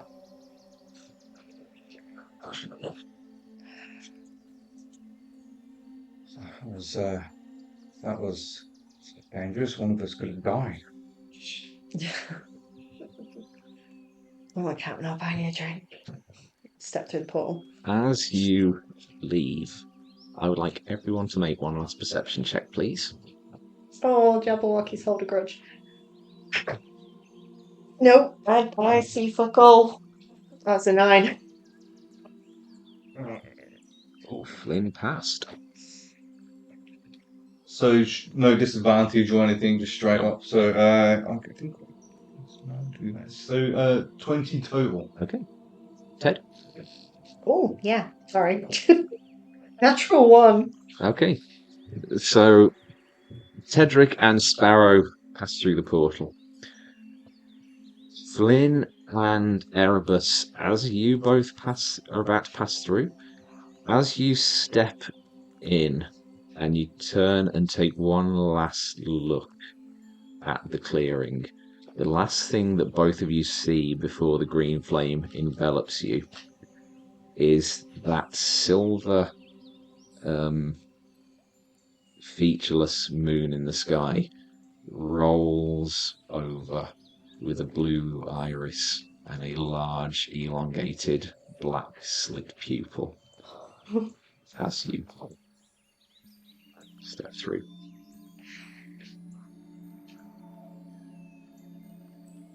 It is 20 past 11. No. I did say that I was happy to run this session over a little longer, and I am quite happy to keep going. But if you want to end it here, because it is a good ending point, or would you like to at least start up the aftermath of the Feywild experience on board the ship? I'll leave that up to you guys. Do you want to call it? Because it's a good calling point. Should we move? Yeah, I'll roll it. Rollies. Oh, okay then. All right.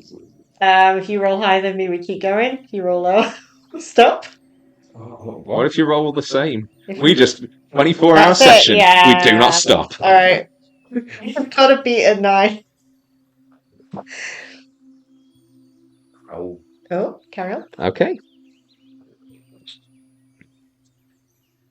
So in that case, I know it's a bit unorthodox. I'm going to take a very quick 5-minute additional break. Just to use the bathroom, get another drink, and then we will carry on for maybe another half hour, 45 minutes or so. Sounds good. And then we will call it. So leave us. We'll be right back.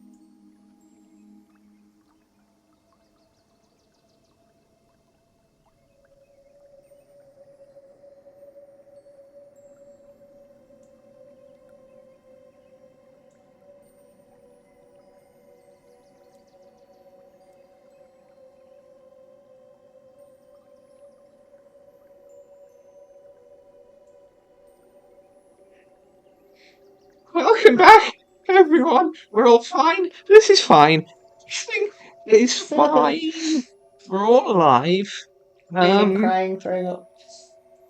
I want my mum. That wasn't even Flynn. That was just Rob. So, everyone steps back through the portal.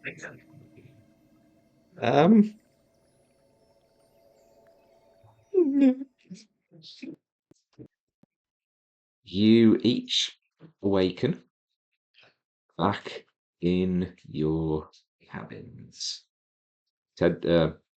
Erebus in your kind of made sort of thing on top of the. Actually, what I think it was was in a corner somewhere. that was it? dark Yeah, the corner, ultimate because- plan was to make the Yeah, raised but I platform, don't- wasn't it? But yeah, Because as far as I remember, it's just like a normal bed or whatever at the moment. I think I needed to yeah. Yeah, you were going to change do some things. modifications. Yes. Tedric up in the crow's nest. Sparrow in your hammock. First thing you would notice, Sparrow, is that Marin is curled up on the floor, sleeping in the middle of your sort of cabin.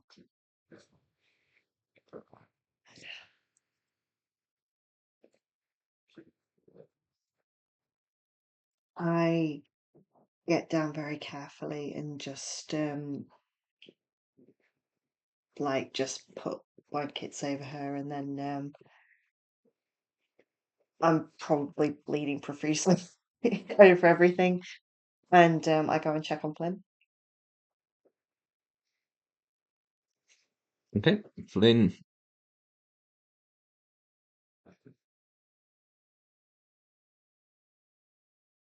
Sorry, everyone. Hang on.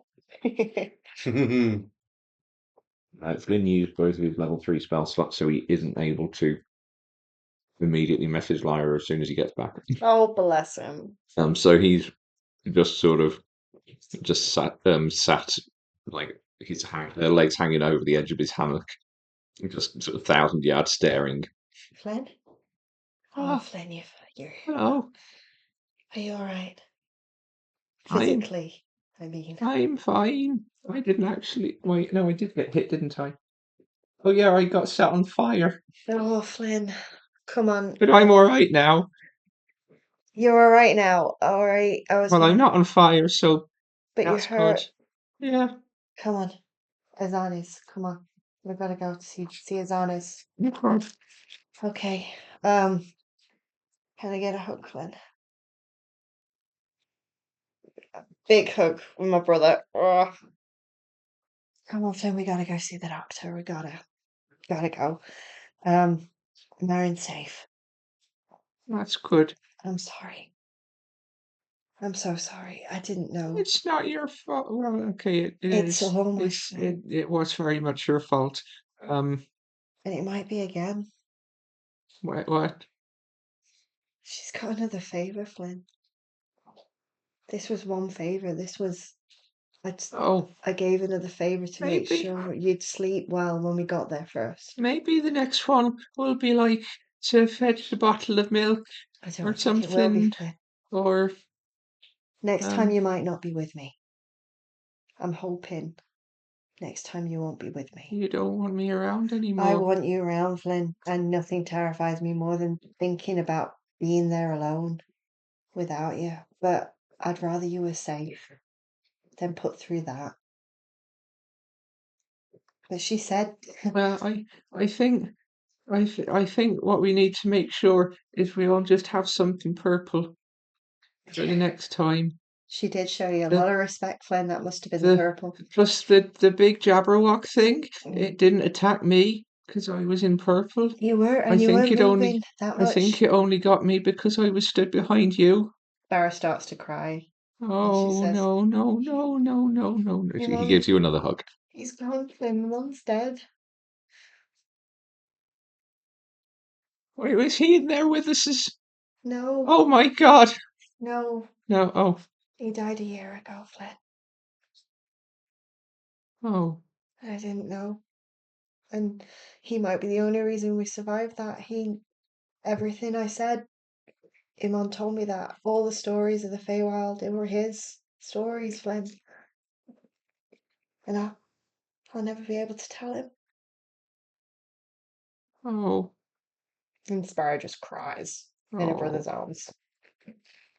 okay. Erebus, how do you spend the first moments back in your cabin?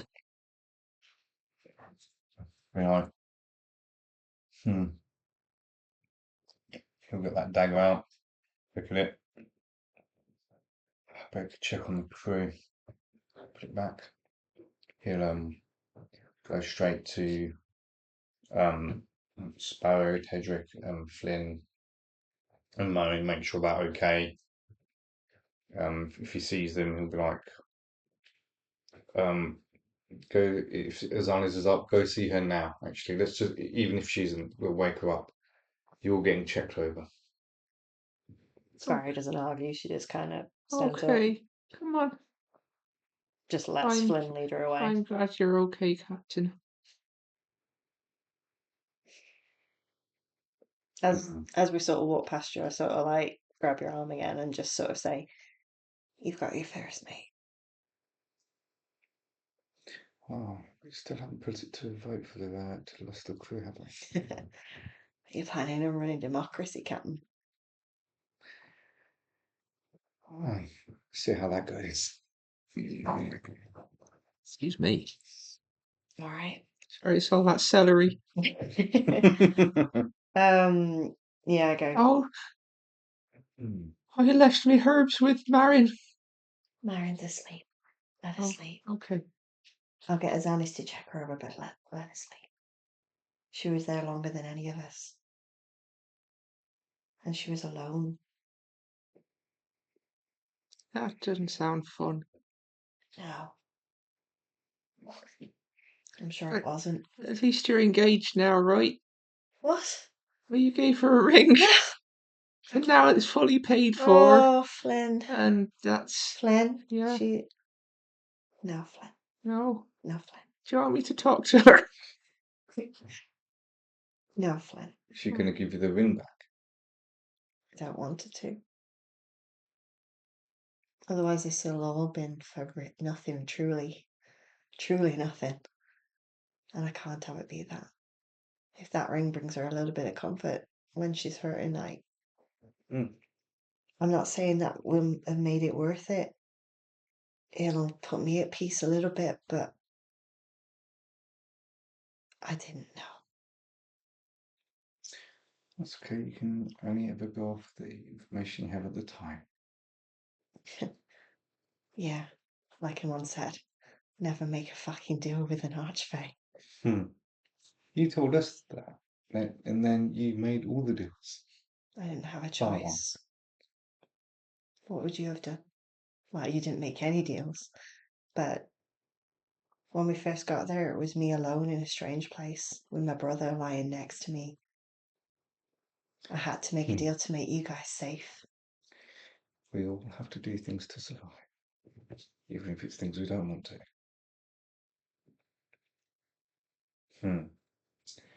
Anyway, let's go see Azana's. Yeah, for as honest. Yeah, you head up to the infirmary. You Yeah, we do. knock on the door, I I want to say assume. sick bay, but Yeah. There's no one in there. What? Make a perception check. Natural one. Oh my god. Jesus. Sparrow's fucked up. This one's been rolling for me quite well today. Do you want to borrow it I just for the do, last thank you. bit of the It's, game? 19 on the dice for a total of 28. 28. You notice, or rather, you notice what is not there to be noticed. You haven't heard any sounds coming from when you went to check on Sparrow and Flynn. Any sounds coming from any of the other crew quarters, and yeah, no one in the infirmary. It is about 1/2 o'clock in the morning. Make a history check. Did I notice? Natural one! Rob, you fucking cursed me. That's 3 in a row. Well, now that you've rolled the one out of it, can I have it back? Yeah, take it. Did I notice anything different when I came out of the captain's quarters to like go down to death or anything? Well, make your history check first. Oh no, that's just 4. Okay. Make your perception check then. And that's dirty 20. Everything seemed the same. I'll make a check for Flynn. Oh dear, nope. That's a 7 on the dice for a total of 9. I'd say roll one for Tedric, but Tedric wouldn't be able to communicate whatever he sees anyway. I run down to the rest of the crew and just start checking bunks. Yeah, they're all empty. So no belongings or anything. Oh, belonging. Everyone's possessions are there. Did they say anything about going out? Did they say anything about going into the brothel maybe? Did they say anything? Where are they? She didn't, you don't think? She wouldn't have sent them all.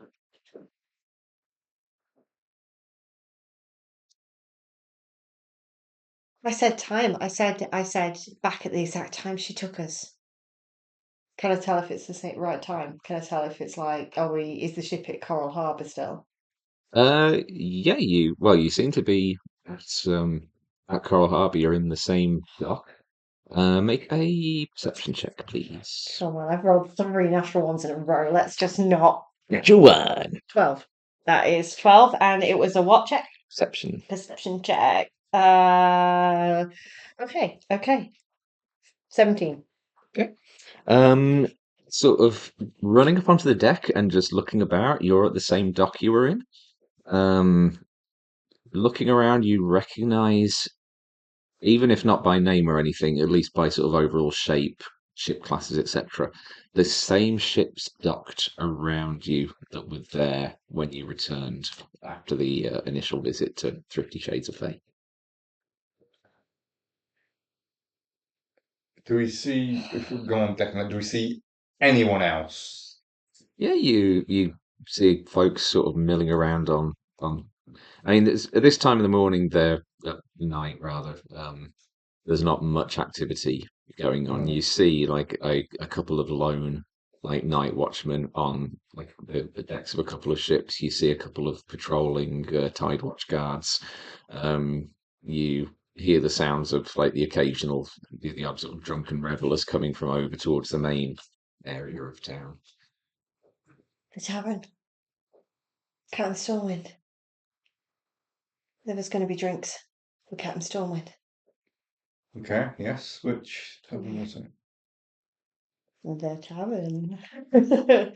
We actually went through a whole roll for this a couple of sessions ago. Mhm. You didn't take a get off in which tavern you were No, gonna we be at. didn't. We can't. We're thinking the worst. We've been through hell. We're thinking the worst. They've probably gone to have a drink with Captain Stormwind. Lost track of time. That's what's happened. Sounds like a pub. I mean, they're on holiday. Yeah, let's go to the nearest tavern, see if they're in there.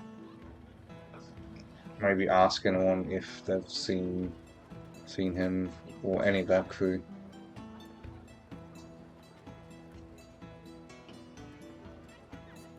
You go. Lauren's asleep here alone. I'm not going to leave her alone. Okay. Not after that. Not after she woke up alone there. Maybe we just give them some time, and in the morning, if we're not back, we go and search.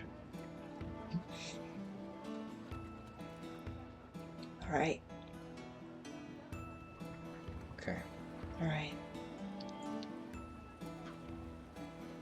Okay. Flynn, we're gonna go. Well, it's not long since we've slept, to be honest. I don't know. I feel pretty beat. Well, not surprising. I mean, it's the middle of the night, right? It is. I could happily just go back to bed, I think. All right. What happened? You died. The beast killed you, and Tedric killed the beast, chewed off its fucking head like. And then the Sparrow made a very convincing argument to your soul to bring it back. Sparrow just laughs. I'm holding you to your captaincy.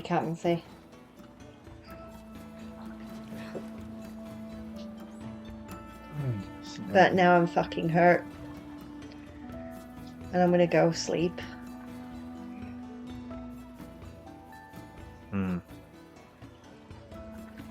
Hope in the morning our family's back where they should be. Whatever that means. Yeah. I'll be here in the morning. Let's rest up. Come on, Tedric, I'll find you some sky cheese on the ship. Okay. Head back down below. Look for some sky cheese for Tedric. Yeah, make a investigation check. Come on. That's a 4. Which is 7. You do find the barrel of Mellowtide that Tedric originally was recovered in. Unfortunately, that morning that Captain Stormwind did announce his retirement, and Tedric sort of disappeared mid-announcement and was found at the bottom of the barrel, he did finish the Mellowtide off. It is empty. Well, that's your own fault. I guess we get to introduce your alter ego to the rest of the crew. We'll get you some sky cheese tomorrow. Alright. I'm gonna go to my cabin and offer that girl my bed because, my god, she deserves it. Not with me. No, that sounds... Do you know what? I'm just gonna sleep on the floor and she's gonna have the comfy bed. She can... I'll stay somewhere else. She can take the... No, Yeah, she's yeah. got her own bloody bunk. I just mean I don't want to disturb her enough to take her away from where she's sleeping. Alright, good night, Captain. Good night, Flynn. Good night, Sparrow. Good night, Captain. Good night. Night, Before I Ted. properly descend, I look up at the luminescence. The iridescence. Iridescence. And I'm just kind of like, I never thought that I'd feel so comforting. And also, I'm sorry for that too. I just leave, go down into my bunk. Is Marin still asleep? She is. Okay. Without disturbing her, I'm gonna try and just pick her up and put her in my hammock. Okay, make a general dexterity check. 13. The eyes just groggily open up. Is it you? Is it you? It's me. I mean, it's actually you. You're back. When I first got here, it wasn't you yet. It wasn't me yet, No. but there was another me here. Or was I just not here? Make a history check. You guys hate me. It's a 2. Don't quite understand what she means. I'm here. Go back to sleep. You can have the bunk. I'll sleep on it. And I just took her a little bit. She goes back to sleep. I Tedric just- paces off to his quarters and curls up and I just kind of curl up on the floor and just, lie awake for a very long time, looking at, I'm assuming there's a portal. I'm going to just look at the way the light plays on the inside of the cabin. Okay. And know that I might have caused that. And just play over and over again everything I did Every mistake I've ever made. Yay, anxiety. And then eventually I'll trance enough to get a long rest. Okay. Erebus. Yeah, he's going to go to his captain's quarters. Do the whole thing of making sure, put stuff in front of the door, basically Yeah. kind of barricading himself in, and making sure it's basically pitch black and going right into a corner, making sure like in the bed it looks like someone's sleeping there, finding the darkest corner and then just for a good while, just stare into the void. Yeah. Yeah, the void looked back for a minute there, didn't it? And Erebus embraced it. Nearly. Okay. Everyone can take a long rest again. Do I wake back up? Roll a d20 now. Oh, wow. The next morning comes, lightless as always, just that dim light emanating from the iridescence and the occasional presence of Lunumbra just shining down upon the ship as you all awake. I think just before Erebus fell asleep, he was just there, just like messing with shadows, just like trying to pluck shadows out, if that makes sense. Just like wisps of shadow, just playing with it. Okay. And then he'll sleep and then wake up. Sparrow immediately looks around for Marin. She's still asleep in your hammock. Then she immediately goes out and starts looking for the rest of the crew. Okay, whose compartment do you go to first? Zanis. Okay, Azanis, you run up to the deck knowing that she usually sleeps in the infirmary, and before you even see Azanis, you see Rohesia sort of leaning on the rail next to the ship's wheel. She's got a steaming cup of something in hand, and she is just rubbing her temple. I run up to her and I'm like, this is going to be really strange, but I am so happy to see you, and I give her a massive hug. Oh, okay. That was not expected. Sorry, consent, I know. Lower volumes, please. It's Lower really volumes. Rest up. I'm going to see Zanis. Bye. Yeah, you do. Sure. Yeah, I run down to the infirmary. Okay, yeah, you open the door, and Azanis is just sort of like laying in her cot there, just like one arm draped over the side, head slightly hanging over the edge. There is a mercifully empty bucket laid next to. Okay, I don't disturb her. Sparrow. Oh, no. You go back to sleep. It's okay. I was just going back to sleep. I'll tell you a lot of scary shit when you wake up. Bye, Azanis. And I run back out. As you're running out, you see kind of walking the deck towards you with a couple of hot steaming cups of coffee. The cook felon. Well, morning, Sparrow. Will you be having one of these? What is it? Just coffee. You got another one for the doctor here. Oh God, yes, please. You Okay. didn't join us last night. I've got a hell of a story to tell you, but I think the captain will probably want to tell you. Right? There's a weird shop. Don't go in it. That is really vague. Just don't follow any cats with starburst on them while we're here, and just... I need this coffee so bad. It is so good to see you, Fallon. I got it. It's good to see you too. Yeah. It's, oh. I'm gonna take this to... Yeah, you, be you, Fallon. He just be you. confusedly walks off. Sparrow's just going to sit on the deck, just have to say, oh. And then she's going to take the coffee down to Marin. Okay.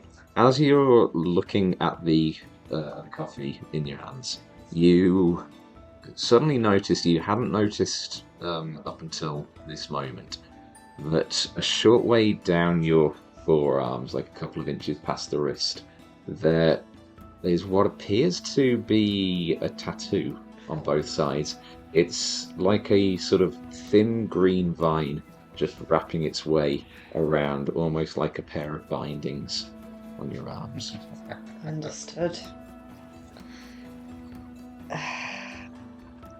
I just... Okay, you start heading to the hatch to get back down below deck. When the hatch opens up, and just pulling himself up from below is Flynn. Blood streaming from his Flynn! nose. I think something went very badly wrong. What did And you he do? just face plants onto the deck. Oh God! I grab him. I'm like, Flynn, Uh, what happened? no. You didn't read the fucking book, Flynn. No. Are you alright? I run back to his eyes. I'm like, his eyes! Flynn! Flynn, he's bleeding. I don't know what. Shit! And she just snaps herself out, just pulls herself out. I'm of bed. sorry, I She's still don't. got this just long nightgown on that is sweating through. I'm sorry. He just came What? up. What? Flynn, what? Did he drink anything? Did I he don't anything? know. Did he take anything? No, as far Flynn, as I Flynn. know. And she's just kind of gently patting him on the cheeks. Words went wrong, I think. No. Flynn, was it the fucking book, Flynn? No. What was it, Flynn? His breakfast. Oh, fuck. Oh, did you, what, wait. You tried to message Lyra to find out what she had for breakfast and you hit a psychic shield, didn't you, Flynn? From behind you, on the main deck, you just hear this. Oh, There is a huge gust of wind as air displaces across a massive radius on the deck. You hear the groaning and splintering of wooden planks as two huge draconic forms just start casting their eyes back and forth. Stood in front of one of them is a individual with light brown skin. He's maybe a little over 7 foot tall, maybe pushing on for 7.5. He looks like a classic cut statue of a person. He's wearing sort of long blue flowing mage's robes, and he just stands there. And then just behind him, behind one of the dragons, you just see this diminutive fairy form with green hair up in twin green buns. and I immediately march out to her. I mean, I'm guessing Erebus You hears would hear this. Yeah. he's sort of... Everyone on the ship has I heard marched this. out to her and I come said, out. you fucking did this before the psychic shields, his little heads. Where is he? He's in the... Go take care of him, he's been Yeah, looking for alright. you. He's in there. Oh, What fucking... is going psychic on my fucking- ship? Yeah, you step out and you just see two massive dragons and Flynn, this huge, like muscled individual. Flynn tried to message his girlfriend. I'm guessing he hit her psychic shields again. It's happened the first time they met. She's disappeared into the infirmary. It's alright. It's fine. I kind of look... She just turns as she's about to head through and she goes, Orion, you got this. Alright? The other individual with her just looks around and he just points at this random individual, looks like a halfling who's just walking down the dock, and just in this commanding voice just points to him and goes, You? Yeah? You will show me around town. And he just walks off the ship. And Fucking who's- asshole! Well, who's going to repair this deck? he just ignores you. Oh, fuck it. I'll do it. For fuck's sake, Lunar fucking Knights. I swear to God, they really are the most arrogant bastards you've ever met in your life. That's very rude. Yes, it is. Oh, fuck, I've spilt Marin's coffee. Can I get... Felon, I'm sorry, can I get some more coffee for Marin, please? Felling is just edging his way around these dragons, just... I turn to There the you dragons. Yeah, like, thanks. You two. I wonder what you'd do for a hell of a fucking story. Just, do you have to be in the middle of the fucking ship? They kind of look at you and look at each other for a moment. Look back. We can go. Oh, you're very welcome. Do you need anything?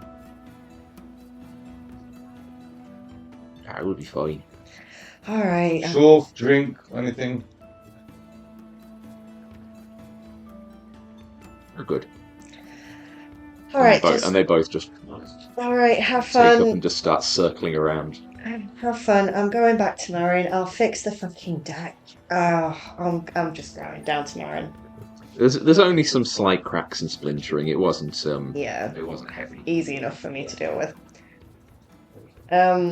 Yeah, I head down to my cabin and just kind of like peeking. Is she awake? Yeah, she's kind of awake and just sort of sat up. She's still got like the blankets around her shoulder, but she's just sort of sat upright in the hammock. Let's go here. Got you some coffee from Fallon. Thank you. You were back a long time before we were then. I was. Did she said from the minute she took you, and you said from the ring? Yeah. I came and tried to speak to you, but you seemed confused. Like you didn't know. I don't remember that. Probably was. You deserve an explanation. I just kind of sit down on the bunk sort of next to her, and I'm like, look, when I found out what your powers did, and I don't like that they hurt you. And we've not known each other that long, but I do care about you, and I don't want you to be hurt. So we were led last night, I guess, we were led to a shop, and that lady, that archfey, she owned that shop, and she sold magic. And I just asked, if there was something that could help with that could make it so that you wouldn't hurt every time you used your powers. Like, I don't like to see you suffer, and that was it was the only thing I could think to ask to get from her. And she had that ring, and if you wear it, I know I didn't explain very well last night, but if you wear it and you ask for a certain emotion, you feel that. And I thought, if you could feel, when you're in pain, if you could just ask to feel joy or happiness or anything other than just pain, then it was a good thing to get. It was something that could help until I found something better. And all she asked, all I gave was a favour. And I'm so sorry. She just sort of sips at the coffee and is just sort of nodding along. It's really, really stupid of you, you know that. Yeah. And I was warned by someone too. I mean, what I do, it hurts, but that's okay. It's how I know that what I'm doing matters. How could it not matter? You're a light weaver. That matters more in this world than anything else. We'd be lost without you. And if I didn't have the pain, I would not have the abilities. Do you believe that? I do. I mean, I do think now, in hindsight, and I was in a hurricane tarsal yesterday. I'm not so sure I am anymore, but making assumptions on your behalf, I'm sorry. It's okay. It was kindly meant. It was a really nice gesture. I've said before, I want to be your friend. I want to keep you safe. And that's true. So, I'm sorry that I put you in danger. And I'm sorry I made you suffer. You know I never would have meant it. I'm sorry for everything that you all went through for. That's not your And she just burden. sort of holds up the finger with the ring on it. That's not your burden, that's mine. Yes. Well, out of curiosity, what did other sparrows say to you when you said that I'd been there all day? What did she say?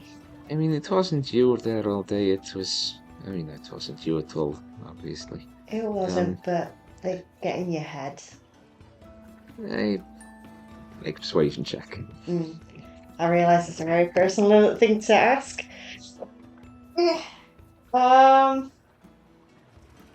Persuasion check. 5.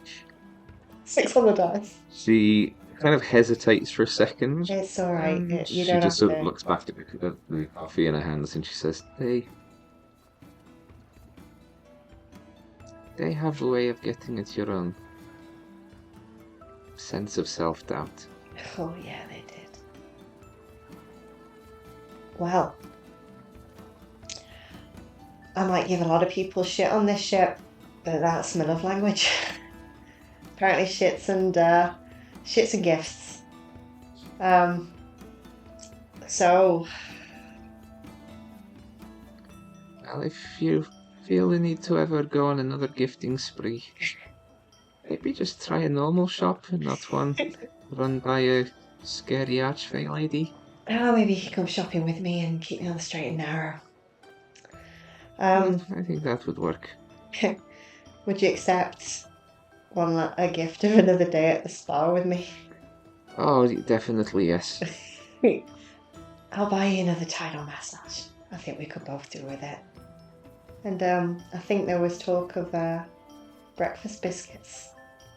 Oh, I had forgotten about the biscuits. Well, the crew is having... the crew apparently did go to have drinks with Captain Stormwind.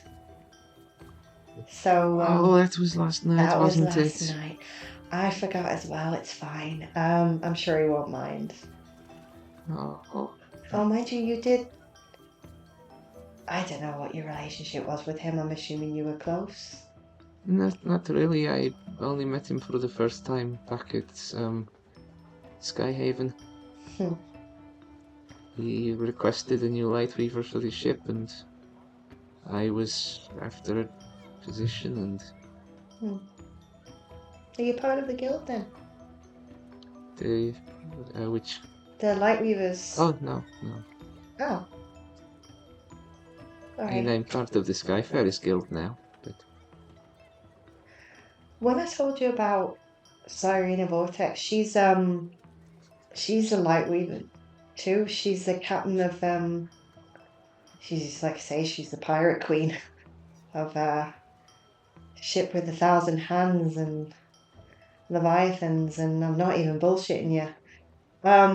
She saw us at Echo's Low. She saved us, but she said you're the most powerful light weaver she's ever seen.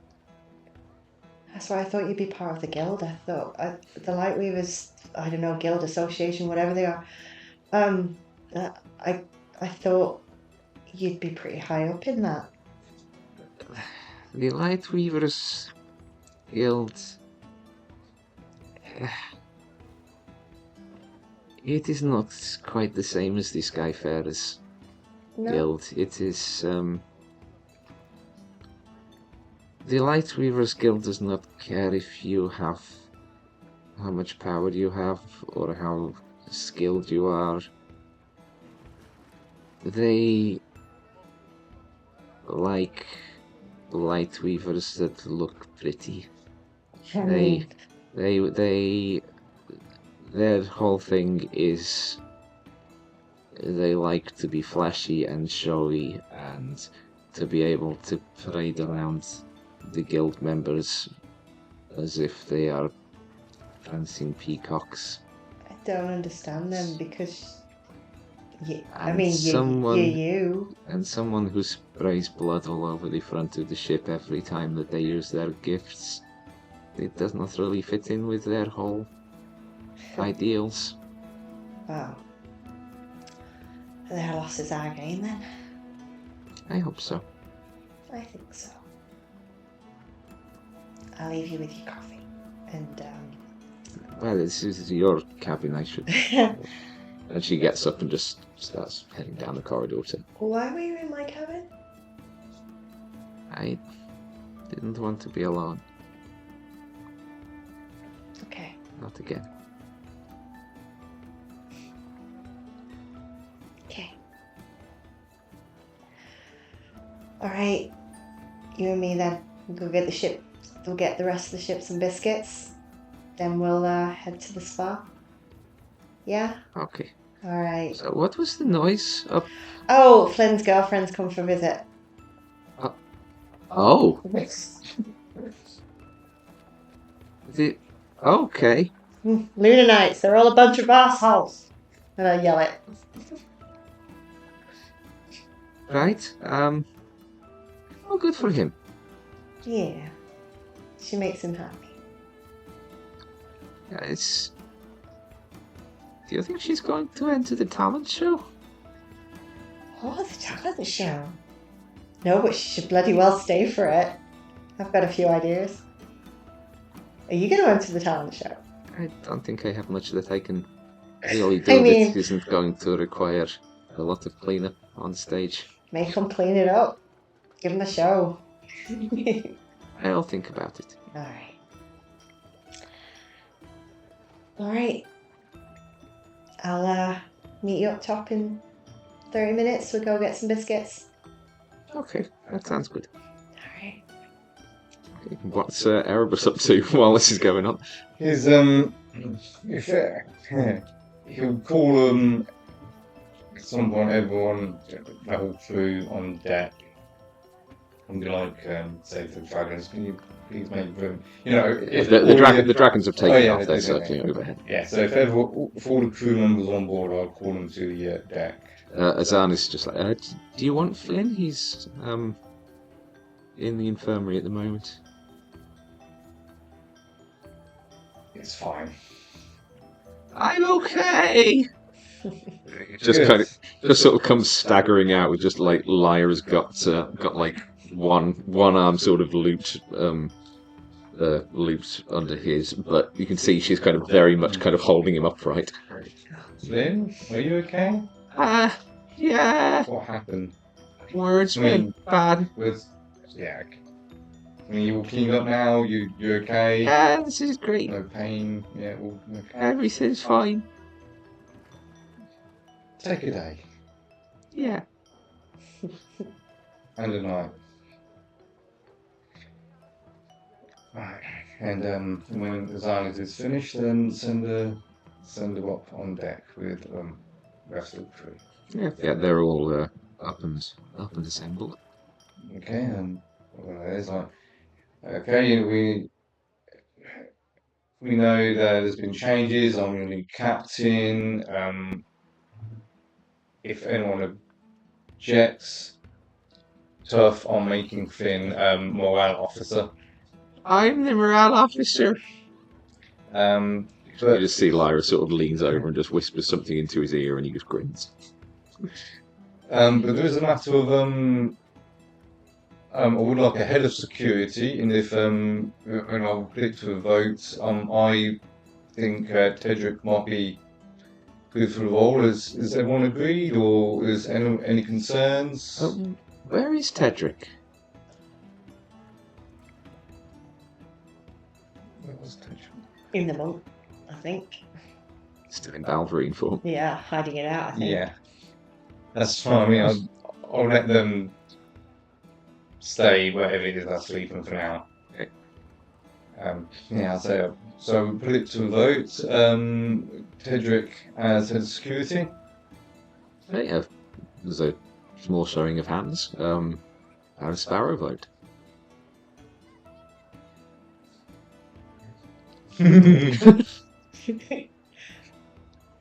Yay. Okay. Okay. Flynn puts a hand up. You notice that Rohesia keeps her hand down. And so does Helen. Mm-hmm. Right. Maybe I should have said this before, but before you vote, there is something you should know about Tedric. They do have another form, a big beastie thing, but they're fine. That's what I'm thinking. Muscle, good for security, keep things in check. Azanis kind of just raises her hands. Do you elaborate on that at all, Captain? Lycanthrope. He's not very good with people, is he? Sparrow's just kind of like, oh, for fuck's sake. Is it infectious? No, No. they're fine. Are we sure? Actually, no. I do not have the facilities on board to deal with a lycanthropy outbreak. I'll look They're into fine. that. I'll look into that. It's fine. They can Okay. control themselves. They're fine. I promise I'll look into it. Right. Please do. Yes. I'm not just thinking of us. No. I'm thinking of if someone in town gets scratched, and this time next week there's 1,000. So, they've been here before apparently, and none of that's occurred. They're very much in control. Yeah. We have some discussions to have with them. But they've proven themselves to us at least. They'll prove themselves to you, but to the rest of the crew, I'm sure. Okay. I'm sure if everything was going to happen, he would have done it by now. Azanis, you can assist me in investigating it if you like, and then if we can I find... will do that, thank you. Yeah. Yes. I wanted you on that as well anyway, for their sake as well, I think, just a little bit. Any precautions you feel we should take, we'll take. It's fine. Right. Second point of thing. Any objections to making Sparrow first name? Whoa, Sparrow! Tiefling. No one raises any objections. And it's settled.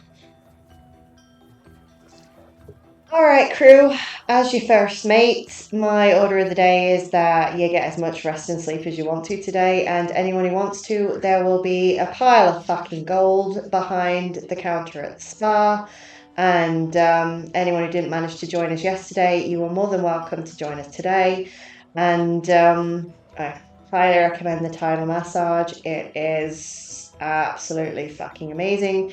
Meantime, me and Maren are going to go get some of the famous biscuits from around here. Sound good? Aye. Grand. Captain, if you don't mind me asking, how long are we planning on staying in town? Just wondering from a reef supply point of view, that's all. I think just 2-3 more days. Right. Yeah. So enjoy your shore leave, I guess. Get Okay. resupplied, and when everyone is ready, we'll go. Wonderful. There's a talent show. Like, You hear a door creaking on the upmost deck.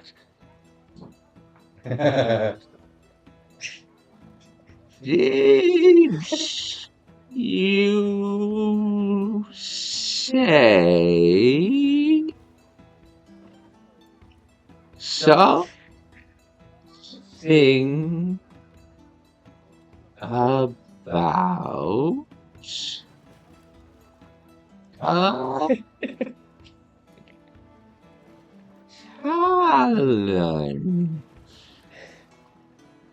show I did. happening tonight I did. here in town. I did. That's the total form of the shipboard merchant Talon Mystic Shell. Just kind of comes over in the most excited manner that he can muster. I don't think I've ever seen you move so fast. Aye, talent show. Ah! Be quite striking when the occasion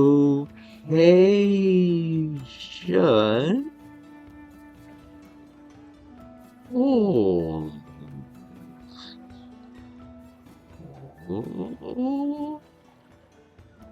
It I believe you. I'll bring you up the details later on. We're going to get this. wonderful. I just look at Flynn and I say it's good to be home, isn't it, Flynn? Yeah, I think so. I want to cast haste on him to see what Oh God, please do. I don't know. I'm going to say it's 20 past midnight now. Yeah. Unless there is anything that anyone wants to add to this overall crew meeting, then Erebus needs lessons in talking to people. Yeah. okay. So, with surely sort of announced, new crew positions confirmed, and the entire day plus an extra couple planned lying ahead in the town of Coral Harbour, we are going to end it there. Oh, no. So, yeah, I know this one has run on very much over time.